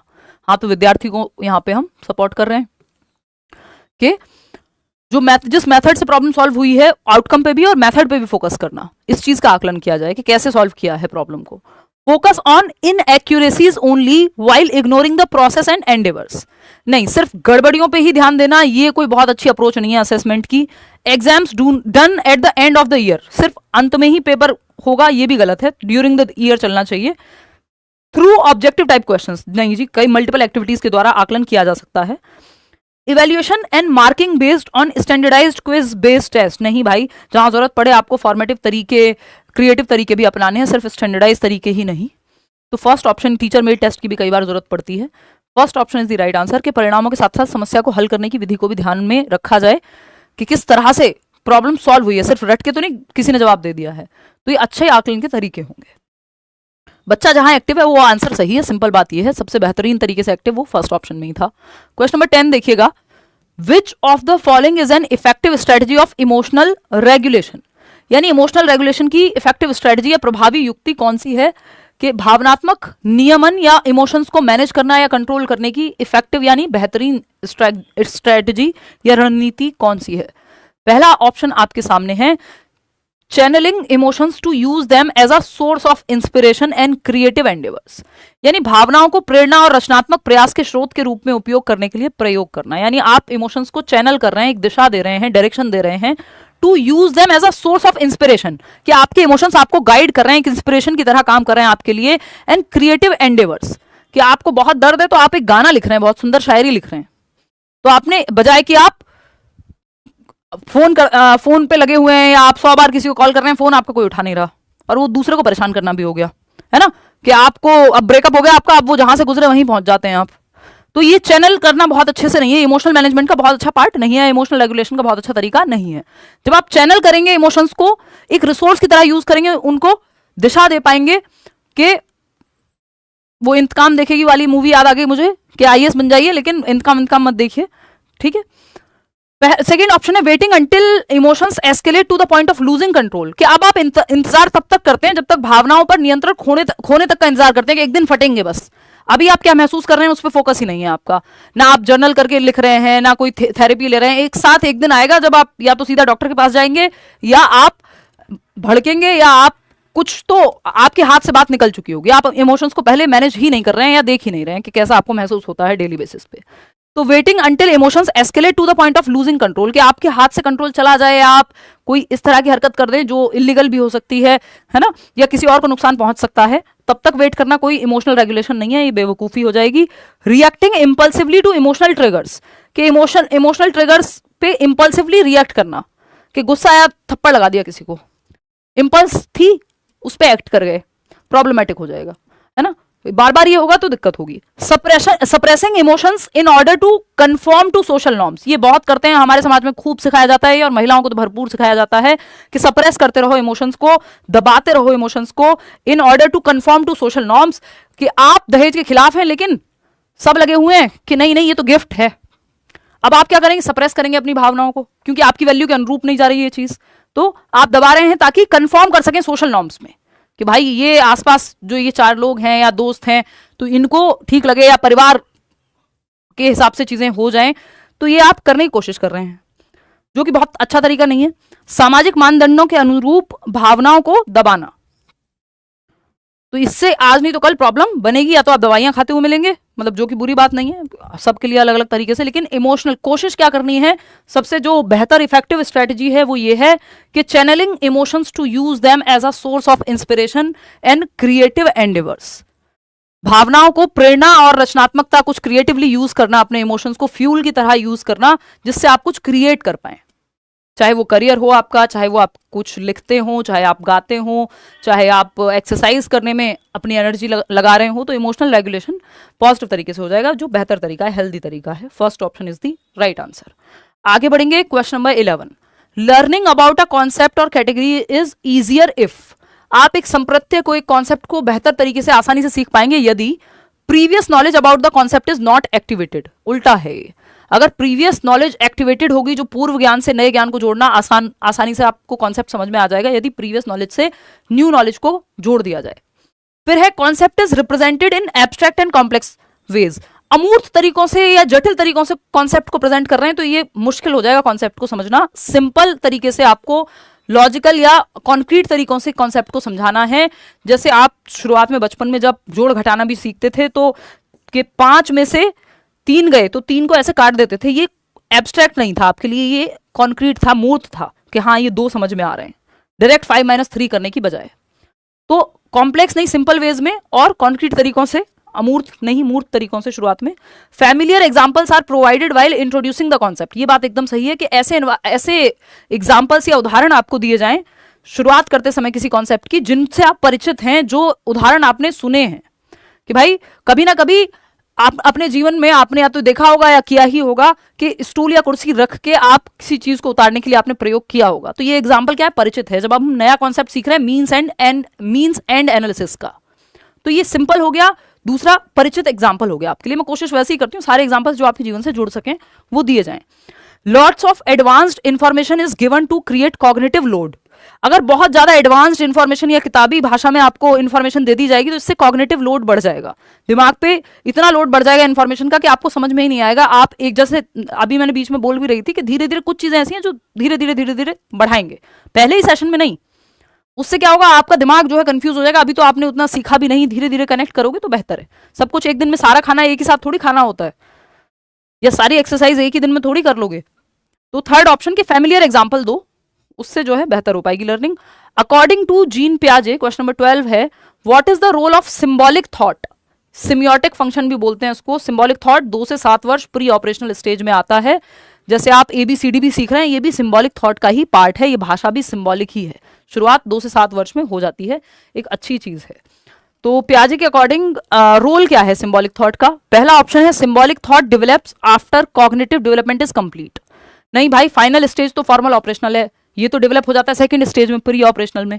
तो ये तो गलत हो गया, पूर्व संक्रियात्मक अवस्था में हो जाता है, ये पूरे पूर्ण होने के बाद थोड़ी, वो तो 11+ साल में है। सांकेतिक चिंतन केवल उन बच्चों के संज्ञानात्मक विकास को प्रभावित करता है जिनकी भाषा विकसित होने में विलंब होता है। ऐसा नहीं है कि symbolic thought impacts cognitive development only in children with language delays, बिल्कुल भी नहीं है। बल्कि सिंबॉलिक थॉट डेवलप होता है तो लैंग्वेज डेवलपमेंट में भी हेल्प करता है, क्योंकि आप सिंबल्स के थ्रू सीखना शुरू करते हैं। Symbolic thought causes mental confusion and hinders cognitive development, कि मेंटल कंफ्यूजन क्रिएट करता है सिंबॉलिक थॉट, और कॉग्निटिव डेवलपमेंट यानी आपके दिमाग के विकास को, आपके संज्ञान के विकास को रोकता है, जबकि उल्टा है, it helps in cognitive development. ऐसा नहीं है कि रोकता है। फोर्थ ऑप्शन है, यही बचा और तो कोई ऑप्शन नहीं बचा। Symbolic thought facilitates cognitive development bye allowing for mental processes like problem solving. Symbolic thought जो है सुविधा प्रदान करता है, संज्ञानात्मक विकास में हेल्प करता है, by allowing for mental processes, कुछ मानसिक प्रक्रियाओं को अलाउ करता है, जैसे प्रॉब्लम सॉल्विंग। भाई जब आप सिंबल्स के थ्रू सीखते हैं, जोड़ना घटाना, कोई भी प्रॉब्लम आप सीख रहे हैं तो वो, या आपको भाषा आती है, भाषा के माध्यम से आप कोई सॉल्यूशन पढ़ ले रहे हैं, एक मैथ्स का सवाल सॉल्व कर रहे हैं, आपने एक गाइड रखी हुई है। जब यूट्यूब वगैरह नहीं था, ऐसे ही लोग हेल्प लेते थे, या टीचर तुरंत नहीं है, या ट्यूशन नहीं है आसपास, है ना, तो आप गाइड से देखेंगे इसका क्या सॉल्यूशन हो सकता है। तो वो सिंबॉलिक थॉट की वजह से, क्योंकि आपने भाषा सीखी हुई है जो सिंबॉलिक थॉट का एक उदाहरण है। उससे आप प्रॉब्लम सॉल्व कर पा रहे हैं क्योंकि आपको भाषा आती है या सिंबल्स समझना आता है। आप किसी देश में हैं और नई जगह पे हैं, आप सिंबॉलिक थॉट ये तो है कि मैप के हिसाब से देखते हुए आप कहीं पहुंच जाते हैं, सिंबल्स का इस्तेमाल करते हो, तो प्रॉब्लम सॉल्विंग में हेल्प करता है और आपकी समझ में भी दिमाग की। तो fourth option is the only answer here. आगे बढ़ेंगे, क्वेश्चन नंबर 13 देखिएगा। क्वेश्चन नंबर 13 है, which of the following typical characteristics is a child struggling with dysgraphia. Dysgraphia वाले बच्चे के आपको लक्षण पहचानने, बहुत तेजी से बताओगे, आप जवाब दोगे जल्दी, है ना, आज थोड़े हम लेट भी हो गए। चलो फटाफट बताओ डिस्ग्रेफिया वाले बच्चे के लक्षण। थर्ड ऑप्शन 43% लोग कह रहे हैं, देख लेते हैं। देखिए डिस्ग्रेफिया ग्राफ्स के मतलब ये राइटिंग, तो राइटिंग में प्रॉब्लम आएगी डिस्ग्रेफिया वाले बच्चे को। अग्रेशन, फ्रस्ट्रेशन, स्ट्रेस ये सब नहीं है। इंपल्सिवनेस ये सब एडीएचडी में होगा। Slow in written work, yes. Poorly formed letters, ठीक से फॉर्म नहीं कर पाता, लेटर्स बना नहीं पाता, है ना। Has difficulty कॉपिंग from black board, से लिखने में उसको दिक्कत होगी क्योंकि लिखने में ओवरऑल उसको दिक्कत है, डिस्ग्रेफिया में यही प्रॉब्लम है। विड्रॉल, गिल्ट, एंग्जाइटी ये सब डिप्रेशन और अलग अलग तरह की प्रॉब्लम्स हैं। थर्ड ऑप्शन एकमात्र यहाँ सही उत्तर होगा कि डिस्ग्रेफिया वाले बच्चे को, डिसलेक्सिया वाले को पढ़ने में दिक्कत होती है, डिसकैलकुलिया वाले को कैलकुलेशन में दिक्कत होती है, डिसफेजिया वाले को भाषा को समझने में दिक्कत होती है, प्रयोग में दिक्कत होती है, डिस्ग्राफिया वाले को लिखने में दिक्कत होगी। तो ऐसी हैंडराइटिंग आपको इलेजिबल मिलती है इन बच्चों की हैंडराइटिंग, जिसको पढ़ना मुश्किल होता है या नहीं पढ़ पाते आप, है ना, लेजिबल नहीं होती। कहीं छोटे लेटर, कहीं बड़े, कहीं बीच में गैप ज्यादा छोड़ दिया, पेंसिल की ग्रिप पकड़ने में, बनाने में भी इनको दिक्कत होती है ना, स्पेस देने में धीमे लिखते हैं बहुत। क्वेश्चन नंबर 14 देखिएगा। A teacher is providing learners with the chances to be expose to and analyse concepts in order to help them understand the content through her support. तो एक टीचर है जो लर्नर्स को प्रोवाइड कर रही है to and analyse concepts, concepts के प्रति उनको कॉन्सेप्ट्स दिख रहे हैं, नए नए समझ पा रहे हैं, वो एनालाइज कर पा रहे हैं ताकि वो कंटेंट को समझ सके टीचर की मदद से। तो this is the example of क्या, एक्सपोजिटरी टीचिंग। एक्सपोजिटरी तो भर देना है दिमाग में वर्णन कर करके, ये गाइडेड डिस्कवरी है, हेल्प कर रही है ना टीचर सपोर्ट के माध्यम से कि वो खुद एनालाइज करें, सॉल्यूशन तक पहुंच पाए, ठीक है ना। गाइडेड डिस्कवरी बोलते हैं इसको, मतलब बच्चा खुद से प्रॉब्लम सॉल्व कर पा रहा है लेकिन गाइडेंस में, टीचर की जहां जरूरत पड़े हेल्प मिल पा रही है। ये ऑब्जर्वेशनल या प्री डिस्पोजिशनल जैसा कुछ और बनता ही नहीं है, ये गाइडेड डिस्कवरी है। हेल्प के साथ बच्चा टीचर की गाइडेंस के साथ प्रॉब्लम को सॉल्व कर पा रहा है, एनालाइज कर पा रहा है। क्वेश्चन नंबर 15 देखिएगा फटाफट से और बताइएगा मुझे कि क्या जवाब इसका होना चाहिए। यार पानी की सख्त जरूरत है, ये ले आओ आप, गला सूख रहा है बहुत ज्यादा, एक तो बैक टू बैक क्लास ना।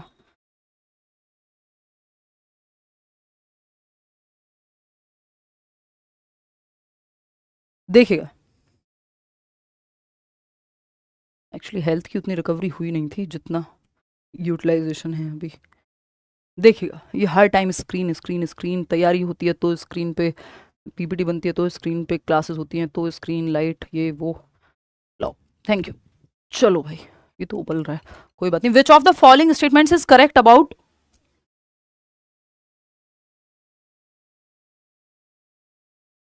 Gender development in contemporary times. समकालीन समय में जेंडर विकास के बारे में निम्नलिखित में से कौन सा कथन सही है। यानी आज के समय में यदि हम बात करें, प्रेजेंट टाइम्स में, कॉन्टेम्परेरी टाइम्स में जेंडर के बारे में कौन सा एक ऑप्शन है जो सही से बात कर रहा है, सही से समझा पा रहा है जेंडर को अप्रोप्रिएटली। थर्ड ऑप्शन कह रहे हैं कितने लोग, 41% लोग। चलिए इसमें आपकी कंफ्यूजन क्लियर करते हैं। Gender is purely and solely determined by an individuals anatomy at birth. यानी जो जन्म के समय किसी व्यक्ति की शारीरिक रचना द्वारा जेंडर विशुद्ध रूप से और पूरी तरह से निर्धारित होता है। एकदम बकवास बात है, क्योंकि वो सेक्स है किसी बच्चे का कि जो उसकी एनाटॉमी है या शारीरिक बनावट है, उसके बेसिस पे वो पुरुष है, महिला है, अदर जेंडर है, वो उसका सेक्स हुआ, ना कि उसका जेंडर हुआ। सेक्स क्या है, एक बायोलॉजिकल यानी जैविक संरचना है। तो ये सेक्स की बात कर रहे हैं यहाँ पे, ना कि जेंडर की। तो ये बायोलॉजिकल कंस्ट्रक्ट है कि आपकी एनाटॉमी के बेसिस पे, शारीरिक बनावट के बेसिस पे जो तय हुई है, बायोलॉजिकल कंस्ट्रक्ट यानी जैविक संरचना है। वहीं जेंडर क्या है, एक सोशल कंस्ट्रक्ट है। जेंडर हिंदी में दोनों को लिंग कह देते हैं, इसलिए हिंदी में भी जेंडर ही लिखा हुआ है ना। तो ये सोशल कंस्ट्रक्ट है, सामाजिक, समाज द्वारा निर्मित है।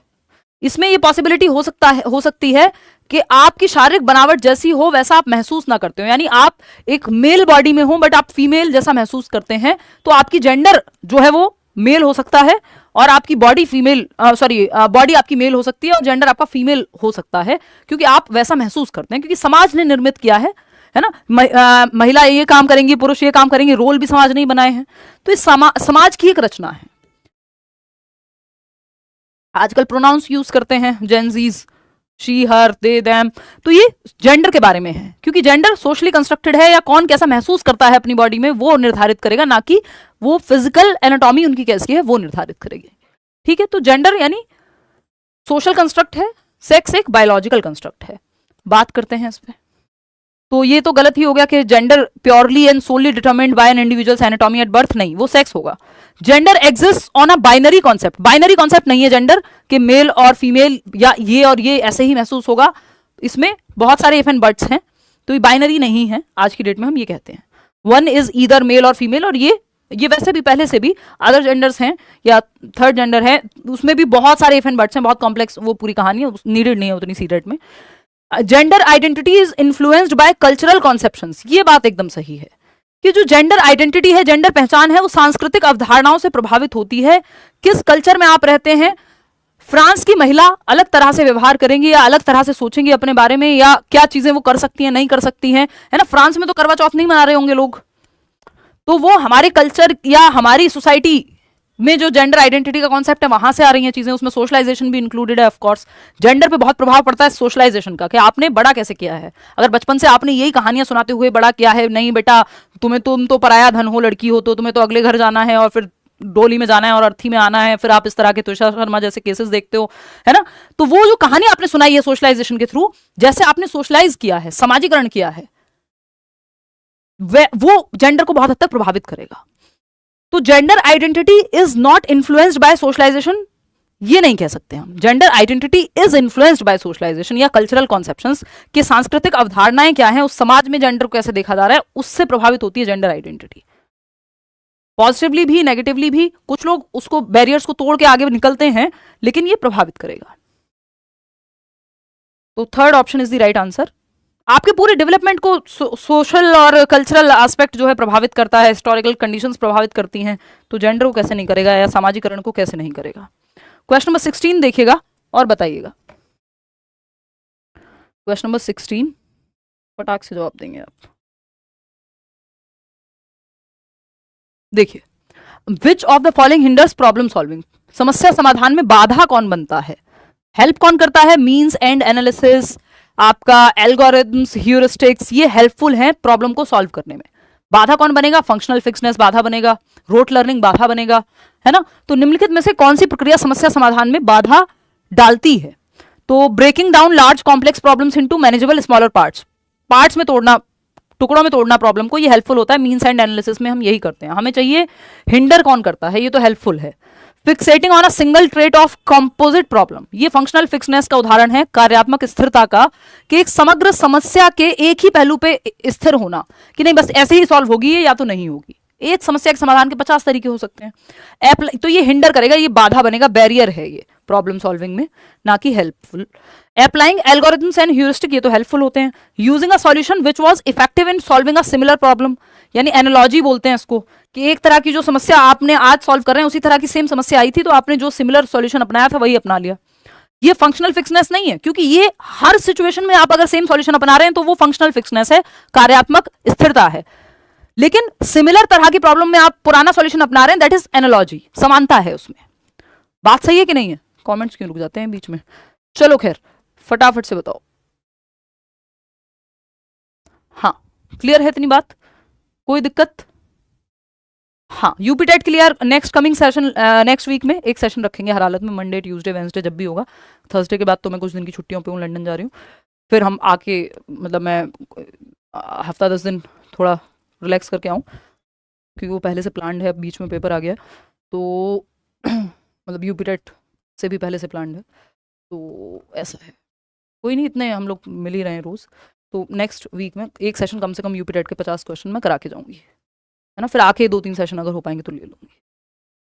बैचेस में अगर आप हैं यूपीटेट के वहाँ तो फिर सिलेबस चल ही रहा है, ठीक है ना।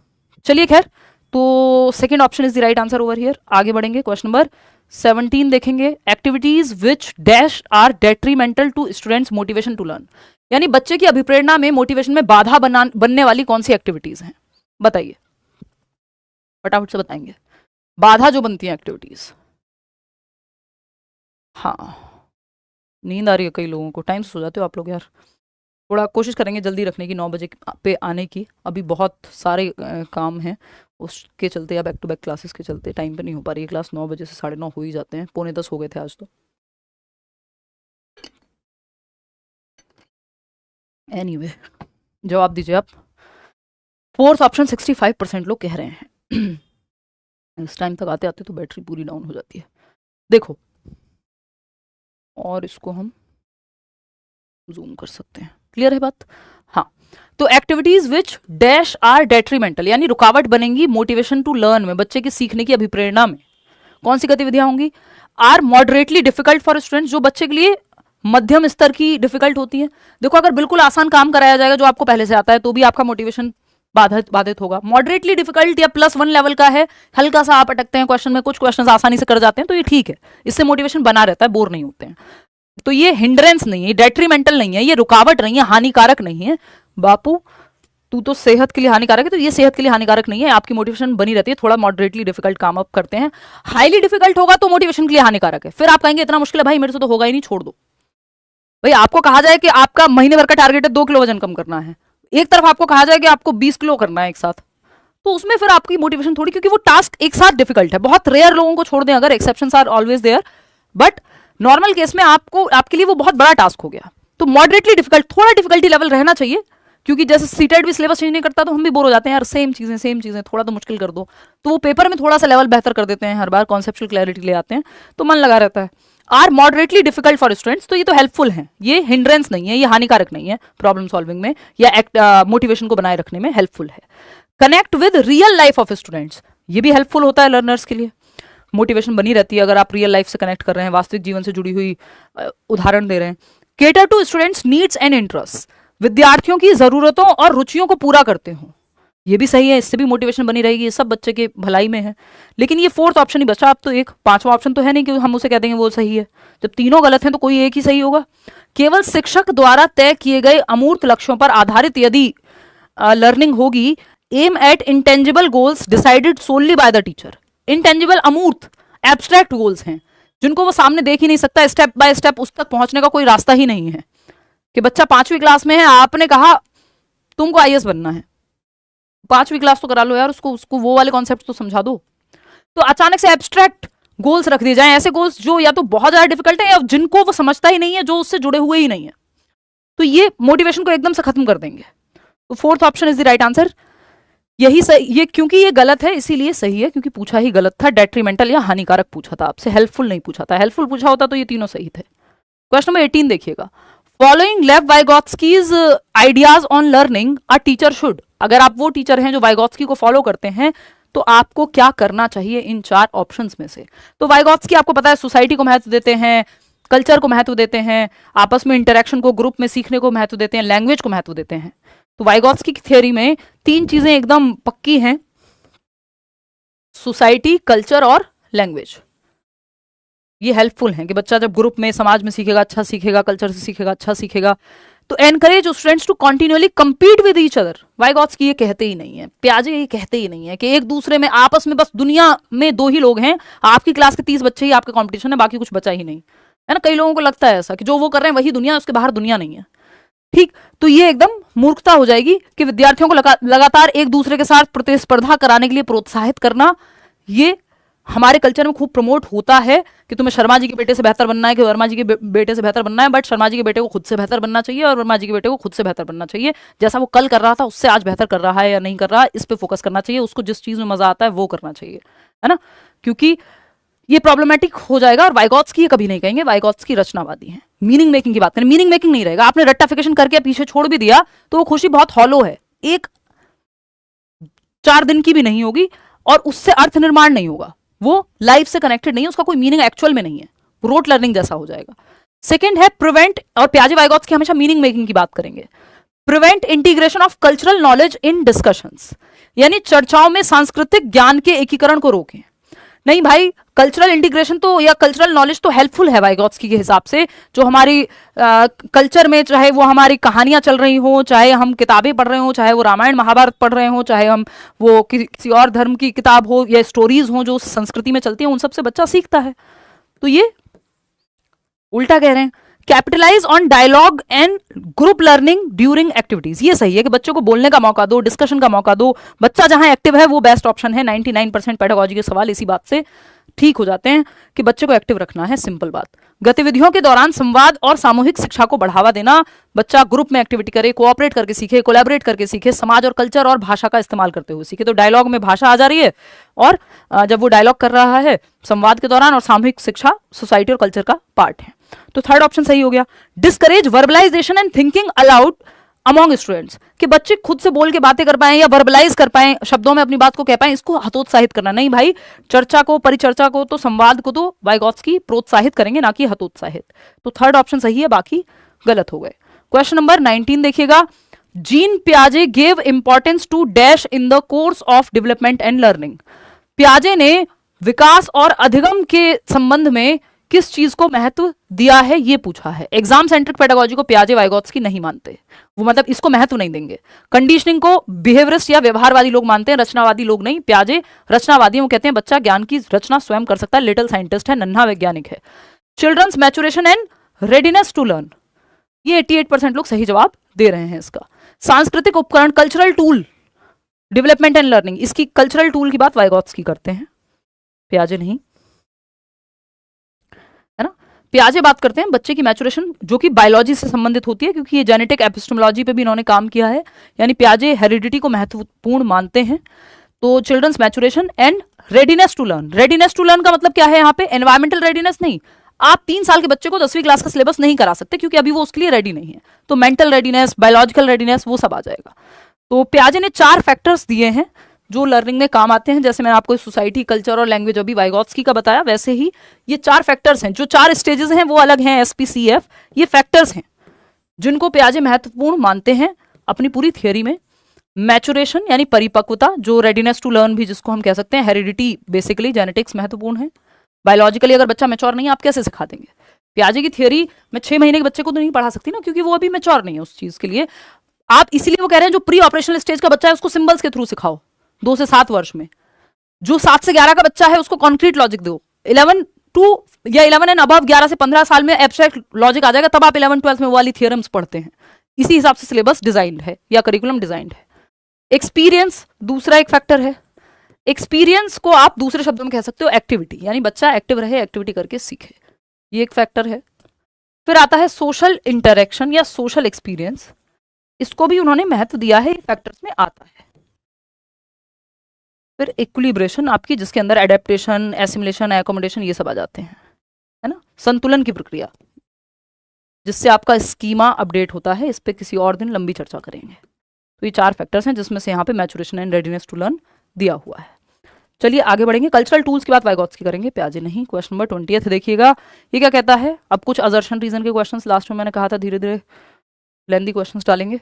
Assertion, teachers should ensure enough wait time which is the length of time a teacher pauses after asking a question. यानी टीचर्स को इनफ वेट टाइम देना चाहिए, प्रतीक्षा का समय देना चाहिए। एक सवाल पूछने के बाद इनफ पॉज देना चाहिए। जो आप में से कई लोग कंप्लेन कर रहे होंगे कि आप तो देते नहीं हो, है ना। कई लोगों की ये बड़ी इच्छा रहती है कि आप सवाल दे दो, फिर 2 मिनट तक बैठे रहो, फिर हम इतने पढ़ के जवाब दे दें, पढ़ने का टाइम दिया करो। तो वो कभी कभी तो संभव है, लेकिन क्योंकि ऑनलाइन में ये है कि थोड़ा वो कॉम्प्लेक्स हो जाता है कि आपको 30 सेकंड का या 10 सेकंड का टाइमर दिया जाए। कुछ लोग पॉज करके पढ़ लेते हैं जिनको समस्या होती है पढ़ने में, बट ये हम ट्राई कर सकते हैं टाइमर का यूज।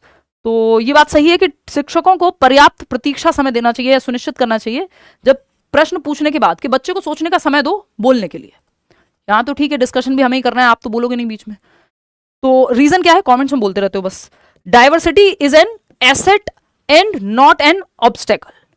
देखो हम भी आपको प्रतीक्षा का समय देते हैं, आपको पोल में टाइम मिलता है कि क्वेश्चन आ गया, अब आप जवाब दे लो इतनी देर जितने डिस्कशन चलेगा। तो ये आपका वेट टाइम ही है एक तरह का, कि आपको रिस्पॉन्स देने का टाइम मिला है। रीजन क्या है इसका, डाइवर्सिटी। तो ये बात सही है, इतना टाइम देना चाहिए, पॉज लेने का या बच्चे को सोचने का, जवाब देने के लिए समय देना चाहिए। रीजन है इसका, diversity is an asset and not an obstacle.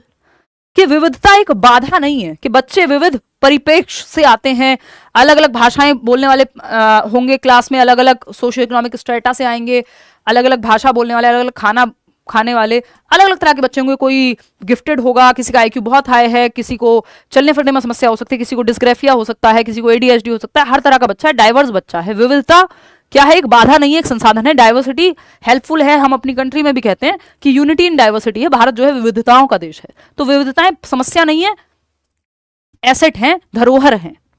बात तो सही है, लेकिन ये बात, ये रीजन इस ए के लिए तो सही नहीं है। यहां तो कुछ और बात चल रही थी कि टीचर को सवाल पूछ के समय देना चाहिए। रीजन कह रहा है डाइवर्सिटी एसेट है, ऑब्स्टेकल नहीं।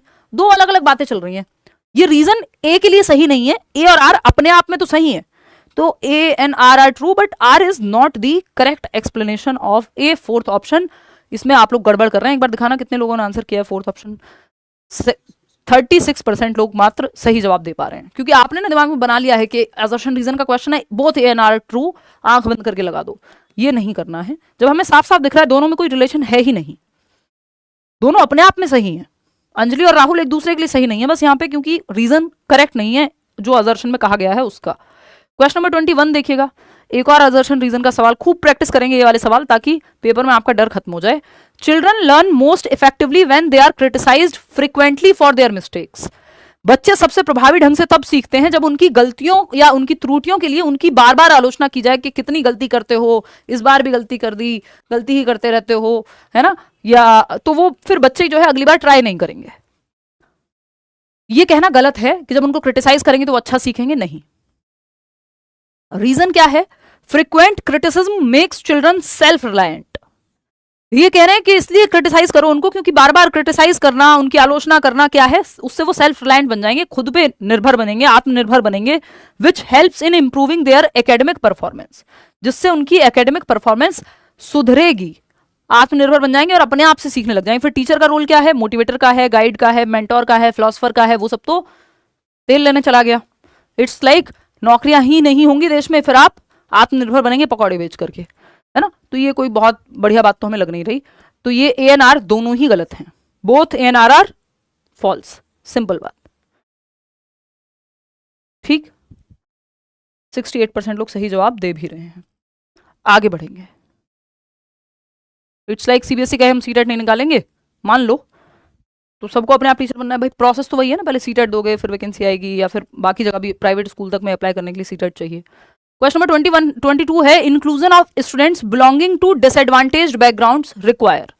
यानी जो बच्चे वंचित, ये वंचित का वो गायब कर दिया हमारे टाइपिस्ट जी ने, वंचित पृष्ठभूमि से आने वाले बच्चे को शामिल करना जरूरी है।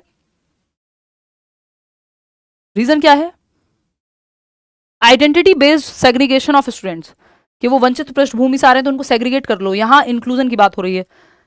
Segregation is against the law of nature, मतलब हम सेग्रीगेट अलग थलग नहीं करेंगे। जब भी इंक्लूजन की या समावेशन की बात आ रही है तो सेग्रीगेट करेंगे नहीं, बिल्कुल नेगेटिव वर्ड है सेग्रीगेशन इंक्लूसिव एजुकेशन के अंदर। Consideration of socio cultural diversity, ये सही है।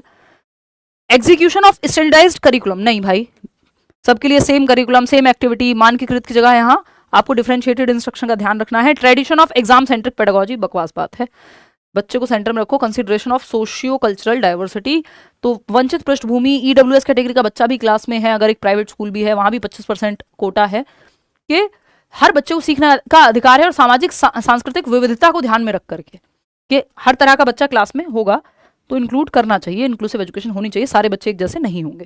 क्वेश्चन नंबर 23 देखिएगा, contemporary theorist believe that childhood. ये सवाल बहुत बार आ चुका है अलग अलग तरीके से। अभी कल परसों ही जब हम फर्स्ट सेशन कर रहे थे जो यूट्यूब पे भी हुआ था, उसमें भी मैंने आपको बताया था कि बचपन सबके लिए एक जैसा नहीं होता। कॉन्टेम्परेरी थियरिस्ट ये मानते हैं, क्योंकि आपके घर का 5 साल का बच्चा और रोड पे चलता हुआ एक 5 साल का बच्चा जो बलून बेच रहा है, उसके लिए बचपन सेम नहीं है, बेशक उम्र या स्टेज सेम हो।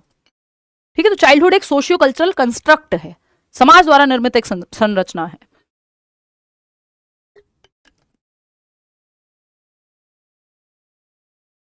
फटाफट से जवाब देंगे, चलिए देखिए। अब इसमें क्या आप लोग जवाब दे रहे हैं, 44% लोग सेकंड ऑप्शन कह रहे हैं कि जो कॉन्टेम्परेरी थियरिस्ट हैं, समकालीन यानी प्रेजेंट टाइम पे कैसे, क्या अवधारणा है चाइल्डहुड की। तो पहला ऑप्शन है a life stage that is awaiting adulthood. नहीं, वैसे भी चाइल्डहुड के बाद अडल्टहुड नहीं आता, अडोलसेंस आता है, और जीवन का एक चरण है जो वयस्कता की प्रतीक्षा कर रहा है, ये बेकार बात है, क्योंकि इसको आप स्टेज के हिसाब से मत देखना, एज वाले हिसाब से मत देखना। जब ये कॉन्सेप्ट ऑफ चाइल्डहुड पूछते हैं तो ये बताना चाह रहे हैं कि सबके लिए सेम नहीं है, वो सोशल कंस्ट्रक्ट है। अ stage associated with divinity, purity and goodness, देवत्व, पवित्रता और अच्छाई से जुड़ी एक अवस्था है। ये वैसा ही है कि खूब बस क्या कहूं, फिर जो है विवाद होगा कुछ बोलूंगी तो ऐसा नहीं है यहाँ पे।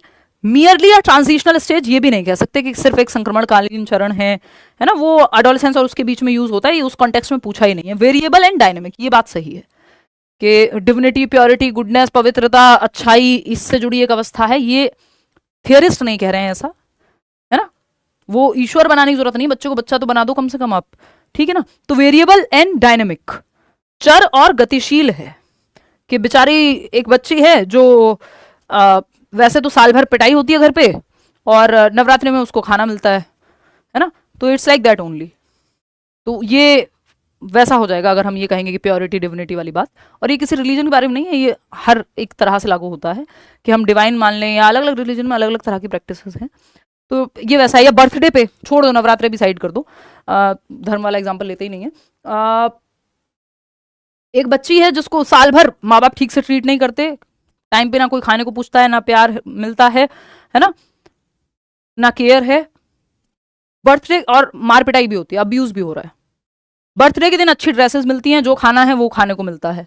तो क्या ये डिवाइन और ये वाली बात हो गई? सेंस ही नहीं बनता इस बात का।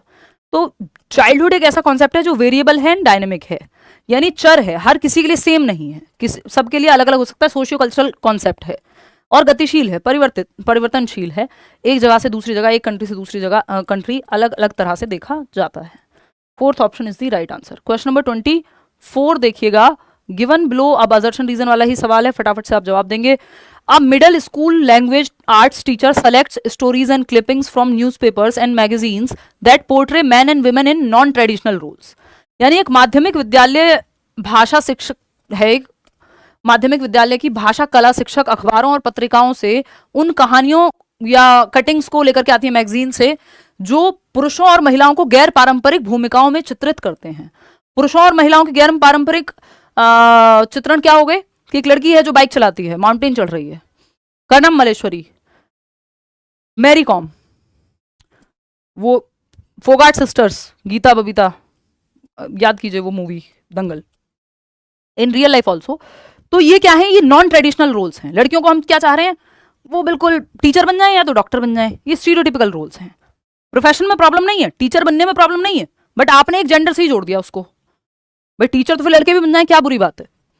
तो ये टीचर और जो डॉक्टर, ये क्या ट्रेडिशनल रोल्स के जैसा हमने बना दिया है। लड़की है तो घर का काम करे, लड़का है तो बाहर कमाने जाए। तो ये नॉन ट्रेडिशनल नहीं है, ये ट्रेडिशनल स्टीरियोटाइप्ड रोल है जो चला आ रहा है। लेकिन आप ऐसे एग्जाम्पल लाती हैं एज अ टीचर जिसमें नॉन ट्रेडिशनल, लड़कियां एडवेंचरस रोल में भी हैं, आर्मी में भी हैं, फोर्सेस में भी आपको दिखाई देती हैं। तो ये नॉन ट्रेडिशनल एग्जाम्पल्स हैं जो स्टीरियोटाइप को चैलेंज करेंगे। बात तो सही है। रीजन क्या है? Countering prevalent gender stereotypes by presenting other modes is an effective way to overcome gender bias. जो लोग स्टीरियोटिपिकल सोच रखते हैं उनके सामने इस तरह के एग्जाम्पल्स प्रेजेंट करना क्या है? जेंडर बायस को ओवरकम करने का एक तरीका है। जेंडर बायस क्या है? किसी भी एक जेंडर के प्रति पक्षपाती होना कि लड़के यही काम करेंगे या लड़कियां यही काम करेंगी। इसका उल्टा भी ट्रू हो सकता है, किसी भी जेंडर के प्रति पक्षपाती होना जेंडर बायसनेस है। चाहे लड़कों को ये कहना कि नहीं तुम तो डांस में नहीं जाओगे, अभी वो मूवी आई थी ना धड़क टू ही थी, तो हाँ, तो उसमें जो पिताजी हैं उस एक्टर के या हीरो के, उनको डांस करना पसंद है या फेमिनिन कैरेक्टरिस्टिक्स हैं, तो उनका भरपूर मजाक उड़ाया जाता है। या वो लड़के जो थोड़ी सॉफ्टनेस दिखाते हैं उनको स्टीरियोटाइप किया जाता है। तो ये क्या हो गया? ये बेसिकली जेंडर बायस को कि ट्रेडिशनल रोल्स में ही बंधे रहें, उसके बाहर जाओगे तो बायसनेस, तो इसको चैलेंज करेगी। तो रीजन तो सही है, तो ANRR सही और जो एक्सप्लेनेशन है वो भी सही है। फोर्थ ऑप्शन 68% लोग सही जवाब दे भी रहे हैं। चलिए आगे बढ़ते हैं। क्वेश्चन नंबर 25 देखिएगा, 5 सवाल और हैं आपके साथ।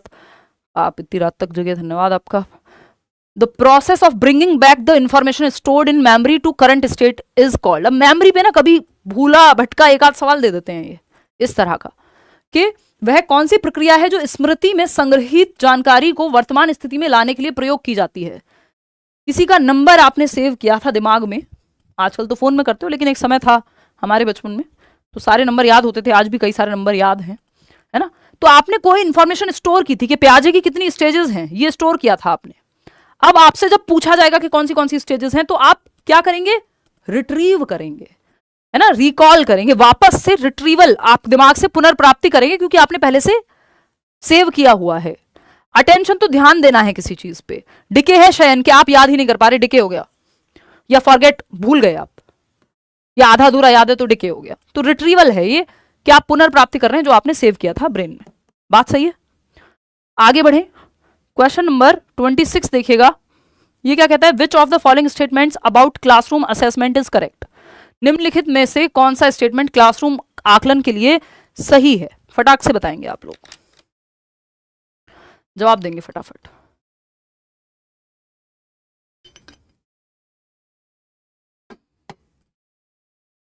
सेवेंटी 71% लोग थर्ड ऑप्शन दे रहे हैं। चलो आप तो बहुत स्मार्ट हो गए, फटाक से करते हैं इसको सॉल्व। थर्ड पे चले जाते हैं डायरेक्ट, टाइम बचाते हैं।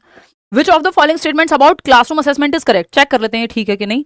Formative assessment should include tasks which inform teachers about what students know about the concept before they begin teaching. हाँ, कह सकते हैं कि रचनात्मक आकलन एफए में आप कई बार कुछ सवाल पूछ सकते हैं, तो शिक्षकों को इस बारे में सूचित किया जाता है कि जो पढ़ाना शुरू करने वाले हैं तो पूर्व ज्ञान कितना है बच्चे का, ये फॉर्मेटिव टास्क में आएगा। बात तो सही है। बाकी देख लेते हैं। Use of norm referenced assessment that compares performance of the student to that of peers motivations, या to that of peers motivates students to learn more meaningfully. बकवास बात है कि दूसरे बच्चों से कंपेयर करना, इसलिए नॉर्म रेफरेंस का इस्तेमाल करो तो ये बहुत अच्छा क्लासरूम असेसमेंट का तरीका है। Focus of assessment should be paper pencil assessment. नहीं भाई, बच्चों को एक्टिव रखो, नॉन रिटर्न भी होनी चाहिए, एक्टिविटीज भी होनी चाहिए। Summative assessment does not serve any purpose. नहीं भाई, पर्पज तो होता है सबमिटिव असेसमेंट का भी, है ना, तो ये भी नहीं कह सकते। तो थर्ड ऑप्शन यहाँ सही है, बाकी जो है सारी बातें गलत हैं। आगे बढ़ेंगे, क्वेश्चन नंबर 27 देखिएगा, असर्शन रीजन वाले सवाल हैं। Again, adaptation such as audio tapes, use of computer software which provides text to speech input, extended time to complete assignments, facilitate learning for students who are visually challenged। वो बच्चा जो दृष्टि बाधित है, जिसको देखने में दिक्कत है, तो उसको आप ऑडियो टेप्स का हेल्प ले रहे हैं, आप टेक्स्ट टू स्पीच के जो लिखा हुआ है वो बोल करके उसको सुनाई दे जाएगा, क्योंकि वो देख नहीं सकता, पढ़ तो नहीं सकता लिखा हुआ है, या तो अनटिल अनलेस वो ब्रेल लिपि में नहीं है या ब्रेल स्क्रिप्ट में नहीं है। असाइनमेंट कंप्लीट करने में आप उसको एक्स्ट्रा समय दे रहे हैं, ये बेहतर बात है, अच्छी बात है। रीजन क्या है, teacher should adapt the curriculum to provide equity and meet the needs of diverse learners. कि इक्विटी का ध्यान रखना, यहाँ पे इक्वालिटी नहीं कि सब बच्चों को बराबर टाइम मिलेगा। अरे भाई, एक बच्चा है जो देख नहीं पाता या सुन नहीं पाता, उसको एक्स्ट्रा टाइम चाहिए, तो वो इक्विटी है वहां पे कि भाई आपने मेट्रो में पहला डब्बा महिलाओं के लिए सुनिश्चित कर दिया, आरक्षित है, तो वो इक्विटी के आधार पे है, वो इनइक्वालिटी नहीं हो रही है किसी के साथ, तो आपको यहाँ एक्स्ट्रा हेल्प देनी थी, जरूरत है। तो ANR बोथ सही है और करेक्ट एक्सप्लेनेशन भी है। फर्स्ट ऑप्शन यहाँ पे आप सिंपली सही जवाब दे भी पा रहे हैं। चलिए आगे बढ़ते हैं, क्वेश्चन नंबर 28 पे। रीजन असर्शन क्या है, adolescents have difficulty with emotional regulation and inhibiting their impulses are quite susceptible to peer pressure। जो किशोर या किशोरी हैं, 12 से 18 वर्ष के जो बच्चे हैं, टीनेजर्स हैं, उनको भावनात्मक विनियमन यानी अपने इमोशंस पे कंट्रोल करने में दिक्कत होती है, या उतना आसान नहीं होता उनके लिए, उनके संवेगों को बाधित करने में कठिनाई होती है, कंट्रोल में लाने में अपने इमोशंस को, और वे साथियों के दबाव के प्रति काफी संवेदनशील होते हैं, यानी उनके पीयर प्रेशर, अगर दोस्त उनके मजाक उड़ा रहे हैं, दोस्त जा रहे हैं सब जगह घूमने, या दोस्त को फलानी बाइक मिली है तो उनको भी चाहिए, दोस्त को ये वाले कपड़े मिले हैं, ये वाला फोन मिला है तो उनको भी चाहिए, तो यानी पीयर प्रेशर का बहुत रोल होता है एडोलेसेंट्स में, किशोरावस्था में, टीनेजर्स में, कि मेरे सारे दोस्त ये करते हैं इसलिए मैं भी करता हूँ, ये सब बातें आपको सुनने को मिल जाएंगी। दूसरा, इमोशंस पे कंट्रोल करना मुश्किल है ना, बचपन का प्यार तो वो कंट्रोल नहीं है, एक्सट्रीम है, जो भी है, गुस्सा है तो एक्सट्रीम है, प्यार है तो एक्सट्रीम है ना, क्योंकि इमोशंस बैलेंस में नहीं होते, ये इमोशनल इंस्टेबिलिटी का काल है, स्टेबल नहीं है अभी इमोशंस। बात तो सही है। रीजन क्या है, physiological and hormonal changes during adolescence impact the behaviour of adolescents in a variety of ways. यानी किशोरावस्था के दौरान जो शारीरिक और हार्मोनल चेंजेस है, हर तरह के चेंजेस इतनी तेजी से हो रहे होते हैं, चाहे वो फिजियोलॉजिकल चेंजेस हो, हार्मोनल चेंजेस हो, साइकोलॉजिकल चेंजेस हो, स्ट्रेस एंड स्टॉर्म का काल है, इसीलिए तनाव एवं तूफान का काल है। बच्चे को माँ बाप दुश्मन नजर आते हैं कई बार, क्योंकि वो दोस्त तो बन नहीं पा रहे, उसके इंटरेक्शन नहीं हो पा रहा, वो कंफर्ट नहीं महसूस कर पा रहा, और उसको फीलिंग ऑफ रिवोल्ट है, बहुत ज्यादा विद्रोह की भावना है। तो ये भी सही है बात, इसकी वजह से रीजन सही बताया है, तो ए भी सही है, आर भी सही है, और आर का सही रीजन भी है, आर सही रीजन भी है ए का। बात क्लियर है। चलिए खैर आगे बढ़ते हैं, क्वेश्चन नंबर 29। गिफ्टेड चिल्ड्रन, प्रतिभाशाली बच्चे। गिफ्टेड चिल्ड्रन भी 3 प्रकार के होते हैं। एक वो जो हाई IQ बच्चे हैं, जनरली हम गिफ्टेड से मतलब हाई IQ का ही समझते हैं, क्रिएटिव बच्चे और टैलेंटेड बच्चे, ये तीनों गिफ्टेड की कैटेगरी में ही आते हैं। बट सामान्य तौर पे हम मानते हैं कि गिफ्टेड बच्चा है तो आईक्यू तेज होगा या किसी क्षेत्र में बहुत बेहतर करने की क्षमता रखता होगा।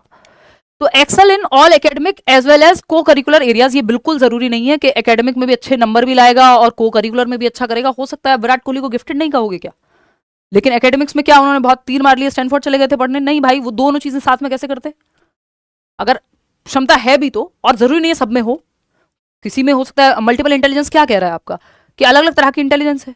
तो गिफ्टेड बच्चों का जरूरी नहीं कि वो को करिकुलर में भी अच्छा करें, एकेडमिक्स में भी अच्छा करें, किसी एक फील्ड में अच्छा करेंगे, और जनरली एकेडमिक्स में ठीक करते हैं।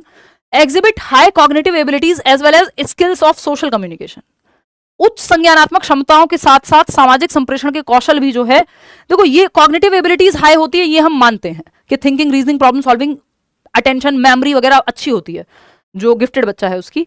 लेकिन सोशल कम्युनिकेशन भी अच्छा होगा ये बिल्कुल जरूरी नहीं है। हो सकता है एकदम गिफ्टेड बच्चा हो लेकिन कम्युनिकेशन बहुत खराब हो, है ना, संभावना है इस बात की। आगे बढ़ते हैं। Get distracted easily and have low concentration span, ये तो एडीएचडी वाला बच्चा है। गिफ्टेड बच्चे का जनरली अटेंशन स्पैन बेटर होता है। Absorb information quickly and accurately, ये गिफ्टेड की निशानी है कि वो इंफॉर्मेशन को जल्दी समझ जाता है, क्विकली समझते हैं और एक्यूरेटली समझते हैं। मेमोरी अच्छी होती है, क्यूरियोसिटी यानी जिज्ञासा ज्यादा है, अपनी एज से बड़े दोस्त मिल जाएंगे, वोकैबुलरी बेहतर होती है। There are so many things जो एसोसिएटेड हैं गिफ्टेड बच्चे के साथ, जिसमें से एक ये इंपॉर्टेंट है कि absorb information quickly and accurately, जल्दी चीजों को समझ लेते हैं और सही से सटीकता से समझ लेते हैं। कि हो सकता है वही बात दूसरे बच्चे को 3 बार में समझ में आ रही हो, इनको वो 1 बार में आ जाएगी। आगे बढ़ेंगे। अब इसमें एनवायरमेंट का भी थोड़ा सा रोल है, लेकिन जनरली गिफ्टेडनेस मतलब वो अपने एनवायरमेंट में आपको दिख जाएगा बच्चा अलग। क्वेश्चन नंबर 30 देखिएगा, which of the following statements about language and cognition is not correct as per Lev Vygotsky's theory. Vygotsky की थियरी के अनुसार भाषा और संज्ञान के बारे में कौन सी बात सही नहीं है? तो मैंने आपको थोड़ी देर पहले बताया था, लास्ट सवाल है, सोसाइटी, कल्चर और लैंग्वेज ये 3 बहुत महत्वपूर्ण चीजें हैं एज पर वाइगोत्स्की। ठीक है, तो लैंग्वेज को वो फुल महत्व देंगे। अब आप फटाफट से जवाब देंगे।